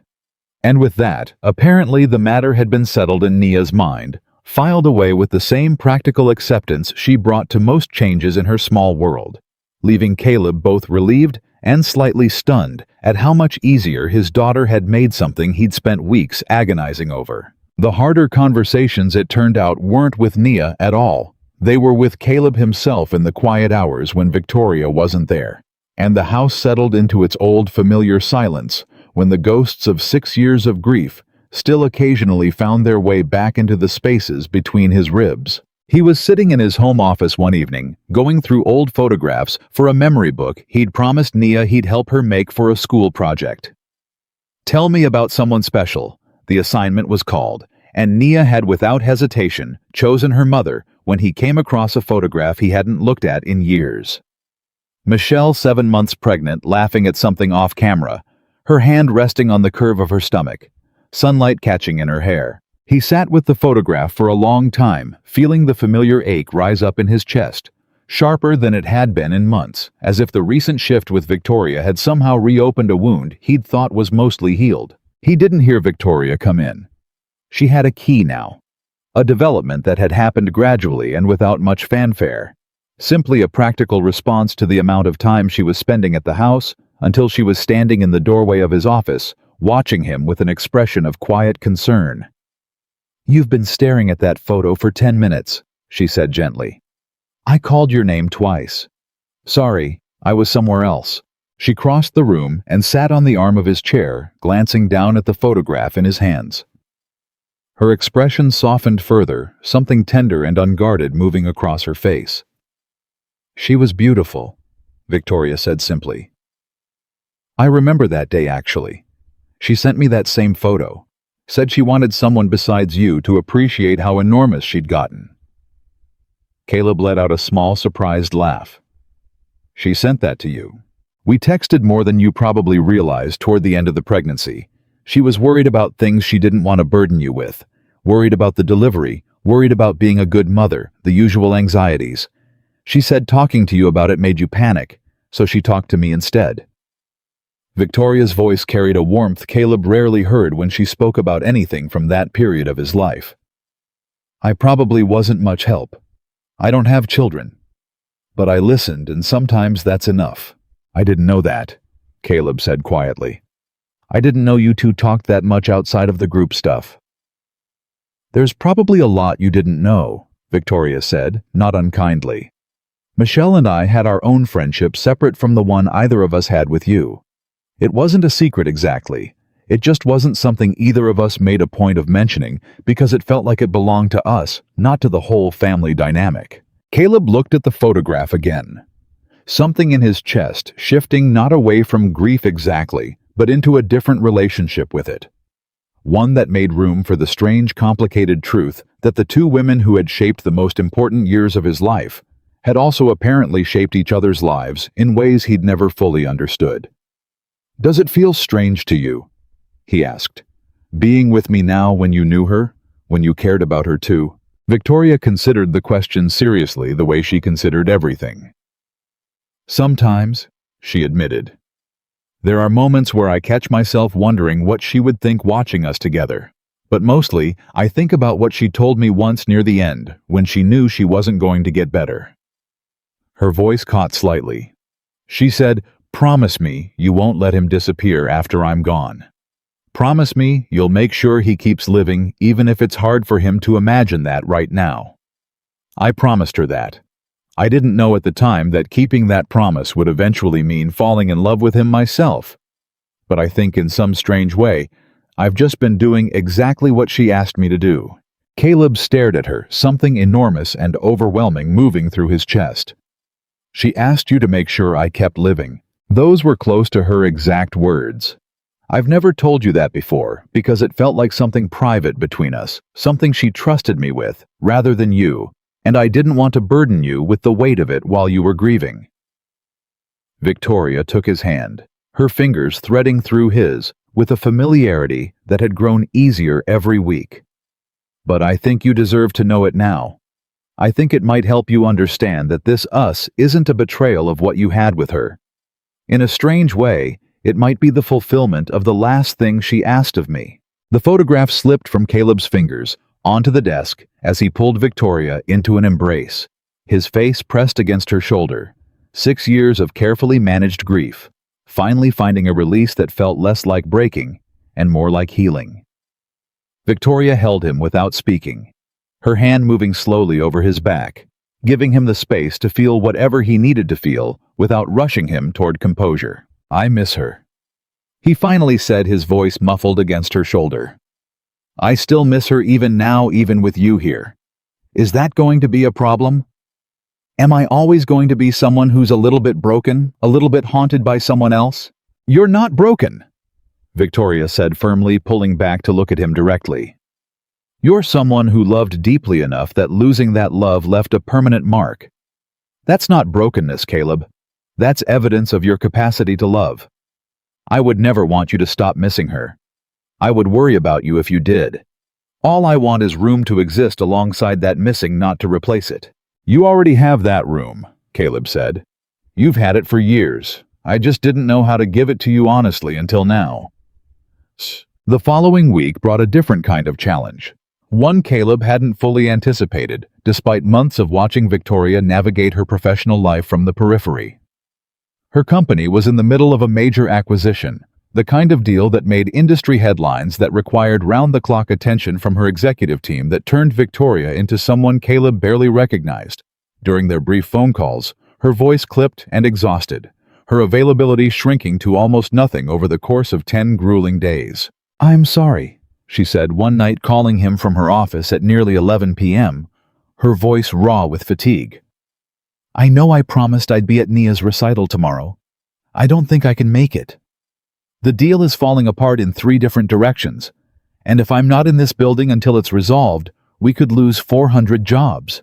Caleb felt a familiar tightness in his chest, not anger exactly, but something adjacent to disappointment, complicated by the awareness that being frustrated with Victoria for prioritizing her responsibilities felt hypocritical, given how much of her life she'd spent prioritizing his.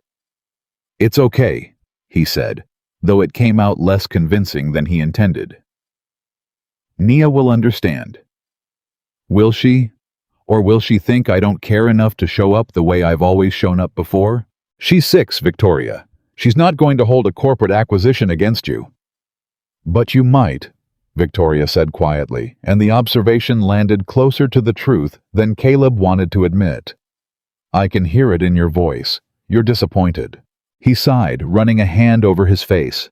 "I'm not disappointed in you. I think this is new territory for us, figuring out how your career and our life fit together. For 6 years you showed up for everything, no matter what was happening at work.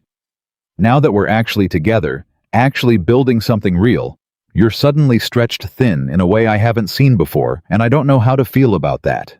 "I've always been stretched thin, Caleb. I just hid it better before because showing up for you and Nia felt like the one part of my life that mattered more than the exhaustion. Now that we're really together, I don't know how to hide it as well, because I don't want to hide things from you anymore." "I don't want you to hide things either," Caleb said. "I just need us to figure out a rhythm that works. One where I'm not always the person who understands and accommodates, while you're always the person who's too busy to be fully present." The words came out sharper than he intended, and he heard Victoria's breath catch slightly on the other end of the line. "That's not fair," she said, her voice tightening. "I have spent 6 years rearranging my schedule around your family's needs without complaint. I flew back from Singapore for a fever, Caleb. I have never once made you feel like your life was less important than my career. But I also run a company with 400 employees who depend on decisions I make, and there are going to be weeks like this one where that responsibility has to come first. That's not me choosing work over you. That's me being a person with obligations beyond our relationship, the same as you have obligations beyond it too." Caleb was quiet for a moment, recognizing uncomfortably the validity of what she was saying. "You're right," he admitted. "I'm sorry. I think I'm still adjusting to what it means to actually rely on you as a partner, instead of just as the person who's always available to help me. It's a different kind of vulnerability than I'm used to. I know, Victoria said, her voice softening. And I'm still adjusting to what it means to let someone see me exhausted and imperfect instead of always presenting the version of myself that has everything under control. This is new for both of us, Caleb. We're going to get it wrong sometimes. I need you to trust that missing one recital doesn't mean I've stopped showing up for what matters. I trust that, he said. I do. I just miss you. Is that stupid? We talk every day and I still miss you. It's not stupid, Victoria said, and he could hear the smile returning to her voice. I miss you too. Give me until Friday. The deal should close by then one way or another, and I promise you an entire weekend where my phone stays in another room. I'll hold you to that. Please do. He recorded Nia's recital on his phone the next day and sent it to Victoria that evening, along with a photo of Nia holding a small certificate for participation, her gap-toothed smile bright and unself-conscious. Victoria called the moment she received it, her voice thick with something that sounded almost like tears. She looked so proud of herself. She was incredible, completely butchered the second verse, but committed to it with total confidence. That's exactly the right way to handle a mistake, Victoria said, laughing. I'm sorry I missed it in person. You're here now, Caleb said. That counts for something. Friday arrived, and true to her word, Victoria's deal closed successfully, and she showed up at Caleb's house that evening with her phone conspicuously left in her car, a bottle of wine in one hand, and an exhaustion in her eyes that spoke to the intensity of the week she'd survived. I feel like I haven't slept in 10 days, she admitted, collapsing onto his couch with a groan that was only partially theatrical. You closed the deal, though. 400 jobs saved. 412 if we're being precise. Which I am, because I spent the last week memorizing every number in that building. She closed her eyes, letting her head fall back against the cushions. I don't want to talk about work anymore. I want to talk about literally anything else. Nia drew you a picture.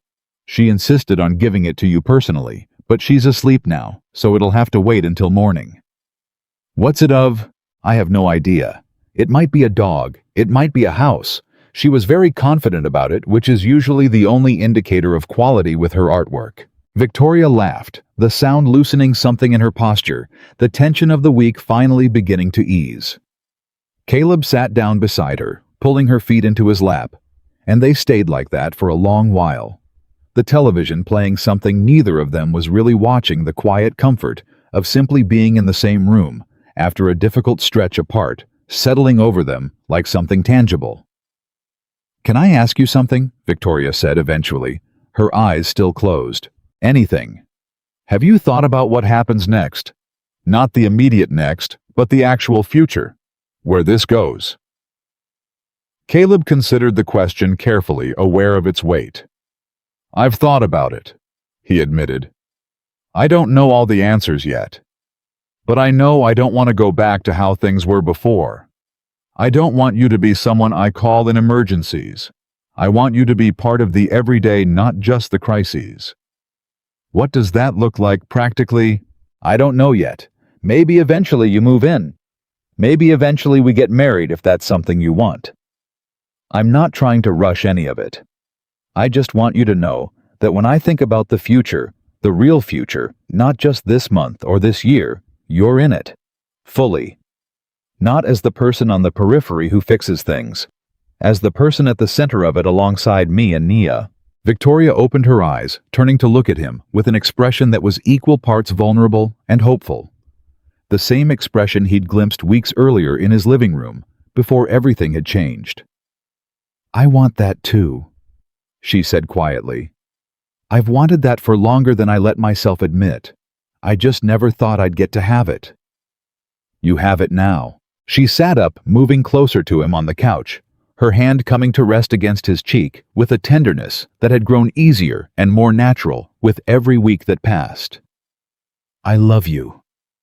She said the words arriving with none of the fear or hesitation that had accompanied her first confession weeks earlier. I've loved you for years, and I'm done being careful about saying it. I love you too, Caleb said, and the words felt like something settling into place, something that had been circling for years, finally landing exactly where it belonged. I think I've loved you longer than I let myself realize. I was just too afraid of what it would mean to admit it. And now? Now I'm not afraid anymore. He kissed her then softly at first, and then with more certainty, 6 years of unspoken feeling, finally finding physical expression in a moment that felt both entirely new and somehow inevitable, like something that had always been waiting to happen. Delayed only by fear and grief, and the careful architecture of a friendship that had never been able to fully contain what it actually was.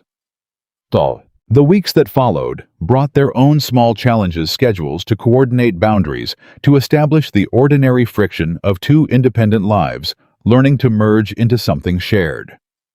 Diane, true to her word, remained a steady presence in Nia's life, though her relationship with Victoria evolved slowly, marked by careful, deliberate gestures on both sides.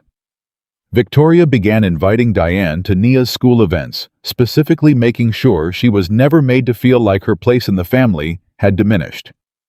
Diane, in turn, began softening toward Victoria in small, meaningful ways, a compliment on a dish Victoria had cooked for a family dinner, an invitation to help plan Nia's upcoming birthday party.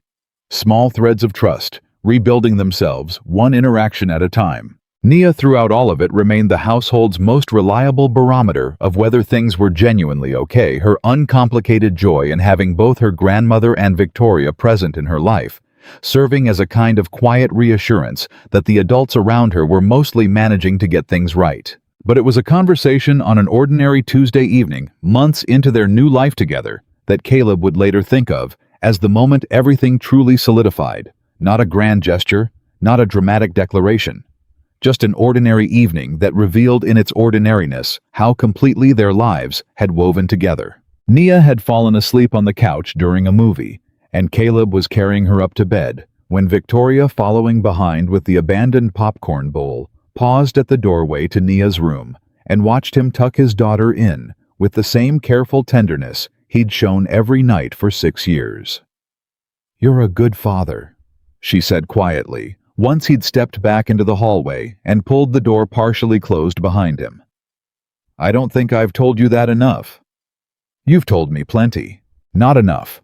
I've watched you do this for years, show up exhausted, show up grieving, show up scared, and still find the energy to make sure that little girl never once doubted she was loved. That's not nothing, Caleb. That's the hardest, most important work there is." He pulled her into a hug in the quiet hallway, feeling the weight of the evening of the last several months of the entire complicated journey that had brought them to this exact moment settle into something that finally felt solid and unshakable. "I couldn't have done it without you," he said. "Not just the last few months, the whole 6 years. You held me together when I didn't know how to hold myself together. I don't think I ever properly thanked you for that." "You don't have to thank me," Victoria said, her voice muffled against his shoulder. "Loving you and Nia was never a burden, Caleb. It was the best decision I ever made, even during all the years I convinced myself it was just friendship." They stood together in the quiet hallway for a long moment. The sound of Nia's soft breathing audible through the partially closed door, the house settled into the particular stillness of a family whole and complicated and hard won, finally at peace with itself. "Marry me," Caleb said suddenly, the words arriving without the careful planning he'd always assumed such a moment would require. Victoria pulled back to look at him, her eyes wide with surprise. "What?" "I don't have a ring. I don't have some elaborate plan. I just standing here right now watching you love my daughter, the way you've loved her for years. Loving me, the way you've loved me, even longer than I understood. I don't want to wait for the perfect moment to ask you something I already know the answer to. Marry me, Victoria. Not because we need to rush anything, but because I don't want to spend one more day pretending I don't know exactly what I want the rest of my life to look like." Victoria's eyes filled with tears.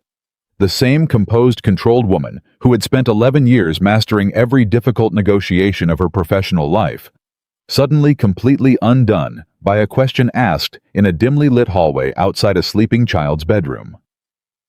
Yes, she said, her voice breaking on the word. Yes, Caleb? Of course yes. He kissed her then in the quiet hallway, 6 years of careful distance and months of hard-won honesty, finally arriving at a resolution neither of them could have imagined when Victoria first showed up to fix his collar for a date with someone else.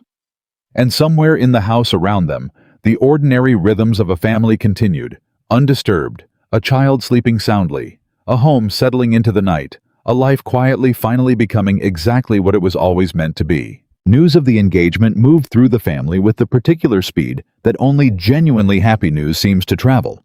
And within days, Caleb found himself fielding calls from relatives he hadn't spoken to in months, all of them eager to hear the story firsthand, all of them to his quiet relief, expressing some version of the same sentiment: it was about time. Renee cried on the phone when he told her, though she tried to disguise it as a cold. "I've been waiting for this call for 6 years, she admitted. "I just didn't know it would take you this long to catch up to what the rest of us already saw." "You saw it. All of you saw it." "Caleb, honey, Victoria Hale flew home from Singapore because Nia had a fever. What did you think that was?" He didn't have a good answer for that, and Renee laughed at his silence, the warm, familiar laugh of a sister who loved him too much to let him feel foolish for too long. "I'm happy for you," she said. "Genuinely. Victoria's good for you. She always has been. You just needed time to see it without the fear getting in the way." The only conversation that carried any real weight of uncertainty was predictably with Diane, and Caleb approached it with the same careful deliberation he'd brought to every difficult moment since that first Friday night when everything had changed. He drove to her house alone without Victoria wanting to give her the space to react honestly without an audience. She was quiet for a long moment after he told her, sitting at her kitchen table with her hands wrapped around a mug of tea, she wasn't drinking, and Caleb braced himself for resistance, for tears, for some version of the fear she'd expressed months earlier, when the relationship was still new and raw. "I've been thinking about this moment for weeks," Diane said finally. "Ever since that day in your living room when Victoria told me she wasn't going anywhere. I told myself I'd know how I felt about it when it actually happened. Now that it has, I think—" She paused, her eyes glistening. "I think I'm relieved." "Relieved. I spent 6 years terrified that you'd either disappear into your grief forever, or that you'd eventually find someone who had no understanding of what our family had been through. Someone who would want to erase Michelle to make room for herself. Victoria isn't going to erase her, Caleb. She's spent 6 years proving that. If anything, marrying her means Michelle's memory stays exactly where it's always been, held carefully by people who genuinely loved her, instead of packed away and forgotten because it made someone new uncomfortable." Caleb reached across the table and took her hand, feeling something in his chest ease that had been tight since the moment he'd decided to propose a tension he hadn't fully acknowledged until it began finally to dissolve. "I want you at the wedding," he said. "Not as an obligation. I want you there because you're Naya's grandmother, and because you loved my wife, and because none of this, none of what Victoria and I are building means anything if it doesn't have room for everyone who helped me survive the last 6 years. That includes you." Diane's tears finally fell, though her smile when it came was genuine and unforced. "I'll be there," she said. "Front row. And I expect to be involved in every part of planning Nia's flower girl dress because that little girl deserves to feel like the most important person in that room aside from the two of you. Deal." Mom. The wedding, when it finally arrived 9 months later, was smaller than either Victoria's professional world or Caleb's family might have expected, given the size of Victoria's company and the modest scale of Caleb's own life. A deliberate choice both of them had made early in the planning process, wanting something intimate rather than a spectacle, something that reflected the quiet, hard-won honesty of how they'd actually arrived at this moment, rather than the polished image either of their public lives might have suggested. They held the ceremony in a small garden venue outside the city, string lights woven through the trees, folding chairs arranged in gentle rows facing an arbor. Victoria had insisted on building herself over several weekends, working alongside Caleb with a level of hands-on determination that had surprised him, given how little of her professional life involved anything resembling manual labor. "I've never built anything with my hands before," She'd admitted standing back to survey their crooked, slightly unstable creation with an expression of fierce pride. "This is objectively terrible craftsmanship. I love it more than almost anything else I own." "It's not terrible." Caleb had lied, laughing, as he tried to straighten one of the more precarious beams. "It's absolutely terrible. But we made it together, and that matters more than whether it's structurally sound." The morning of the wedding, Caleb stood in a small dressing room adjacent to the garden, adjusting his own tie for the first time in longer than he could remember, without Victoria's hands guiding the process, when Renee knocked and let herself in carrying a small velvet box. "This is for you," she said, handing it to him, "from Mom before she passed. She left it for whoever you eventually married whenever that happened. She always believed you'd find someone eventually, even during the worst years after Dad drank himself into the ground. She wanted you to have something of hers to give." Caleb opened the box to find a simple gold pin worn smooth with age, the kind of unremarkable heirloom that carried weight far beyond its physical value.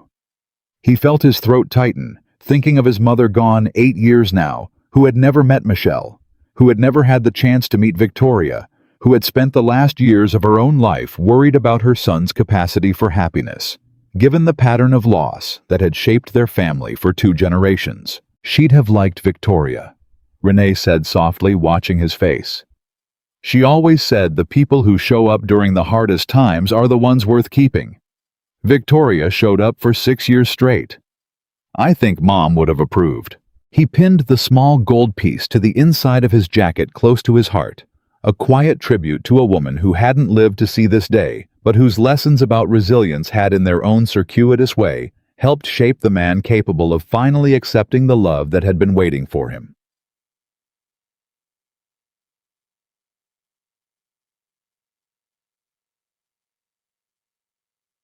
Nia walked down the aisle first, resplendent in a pale yellow dress Diane had helped select, scattering flower petals with the intense concentration of a 6-year-old, now 7.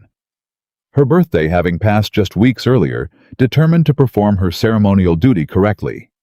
She paused halfway down the aisle, spotting her father waiting at the arbor, and abandoned her basket of petals entirely to run the rest of the way, throwing her arms around his legs in an unplanned but entirely welcome interruption of wedding tradition. The small gathering of guests laughed warmly at the sight, and Caleb crouched down to hug his daughter properly before gently redirecting her toward her designated seat beside Diane, who was already dabbing at her eyes with a tissue, overcome by the sight of her granddaughter's uncomplicated joy. Then Victoria appeared at the end of the aisle, and every remaining thought in Caleb's head dissolved into the simple, overwhelming fact of her presence.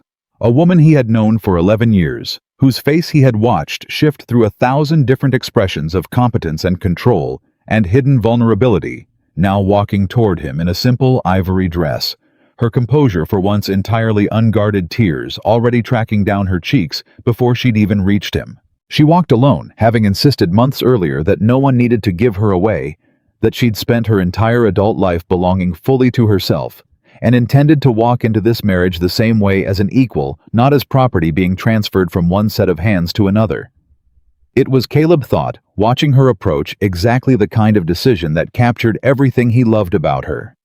The fierce independence, the refusal to accept tradition, simply because it was tradition, the quiet insistence on doing things in a way that honored who she actually was. When she reached him, he took her hands, and for a long moment, neither of them spoke, simply looking at each other with an intensity that made the small gathering of guests fall into a respectful hush.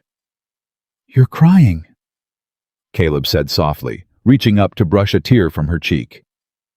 "I've spent 11 years perfecting the art of not crying in public," Victoria whispered back. "Apparently marrying you undoes 11 years of professional discipline in about 4 seconds. I'll take that as a compliment." It was meant as one.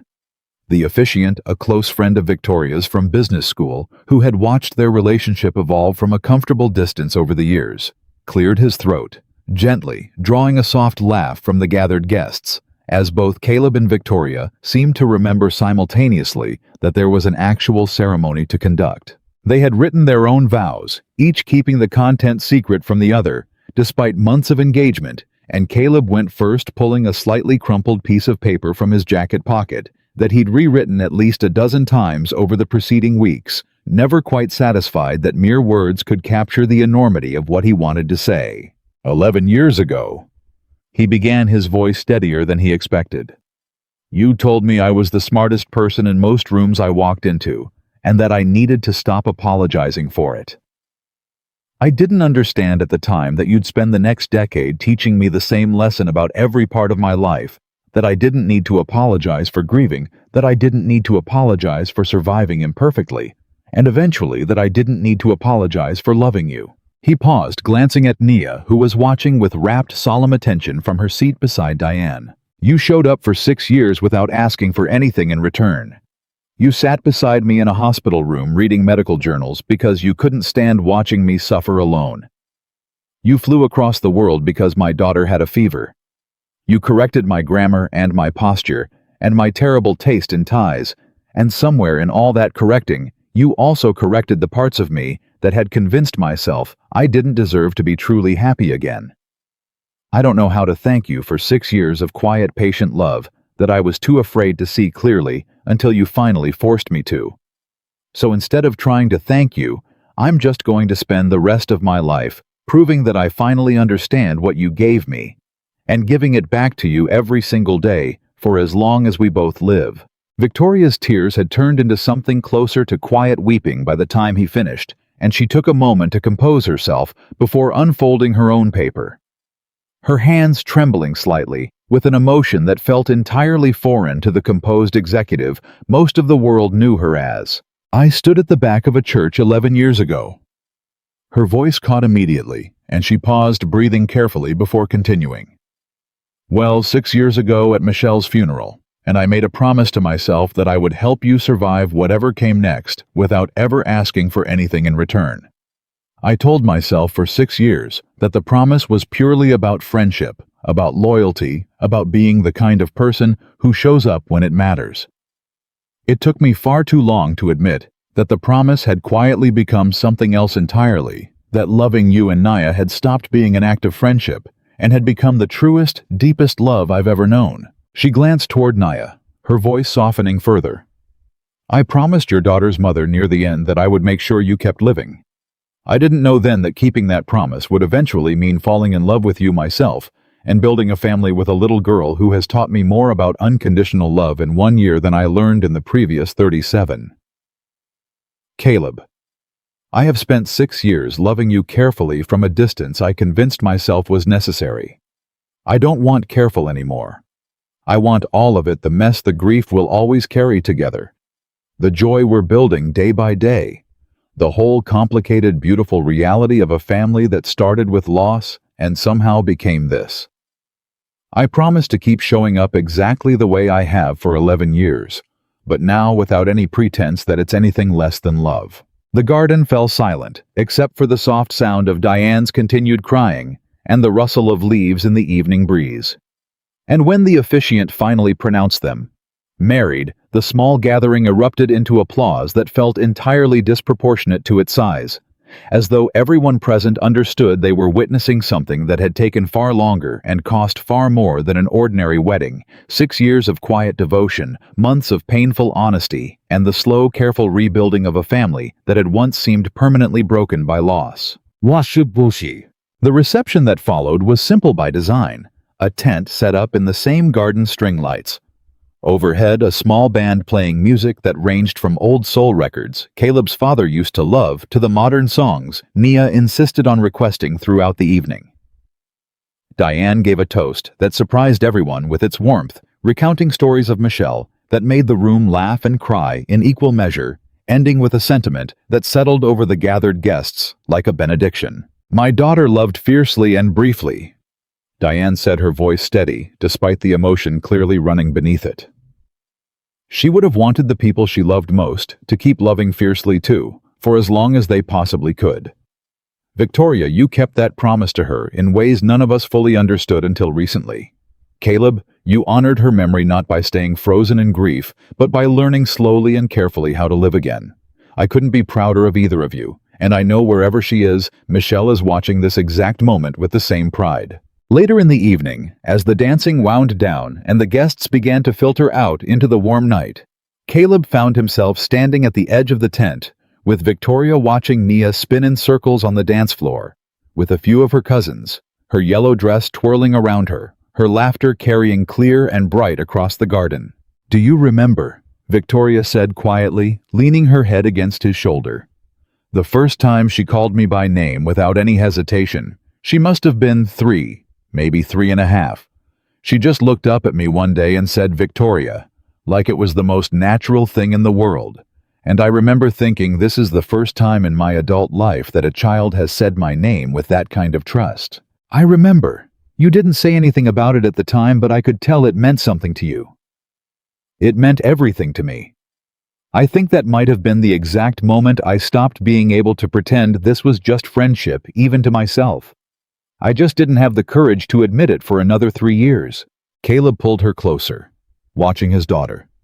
Their daughter now, in every way that mattered, beyond biology, continued to spin and laugh in the warm evening light. "I'm glad you finally found the courage," he said. "I don't know how much longer I would have gone without seeing what was right in front of me the whole time." "You would have seen it eventually," Victoria said. "I have too much faith in you to believe you'd have stayed blind forever. I just got tired of waiting for you to catch up on your own." Fair enough. They stood together in comfortable silence for a while, the kind of silence that had defined the best parts of their friendship for 11 years and had now finally evolved into something even richer. The silence of two people who no longer needed to fill every moment with words, who trusted the space between them enough to simply exist within it, together without fear. 2 years later, Caleb stood in the same backyard where he and Victoria had built their crooked, beloved wedding arbor, now repurposed as a trellis for the climbing roses Victoria had insisted on planting the spring after their wedding. Watching his family gather for an ordinary Sunday dinner that had become over time one of the most sacred rituals of their new life together. Nia, now 9, sat at the outdoor table doing homework with the same intense concentration she brought to everything, occasionally calling out questions to Victoria, who answered them with the patient precision that had once seemed reserved exclusively for boardroom negotiations, and now extended just as fully to third-grade math problems. Diane sat nearby sipping iced tea and watching her granddaughter with the soft, contented expression that had gradually replaced the guarded wariness of those early months, her relationship with Victoria having grown over 2 years into something approaching genuine warmth. And there was someone new at the table too, a baby, not yet a year old, sleeping peacefully in a portable crib set up beneath the shade of the porch. A daughter Victoria and Caleb had named Michelle after careful, tearful conversation about whether the choice would feel like too much, too complicated, too heavy a weight to place on a child who would grow up never having known the woman she was named for. "I think it's exactly right," Diane had said when they'd first told her the name they'd chosen, her voice thick with an emotion that carried none of the fear that had once defined her reaction to Caleb and Victoria's relationship.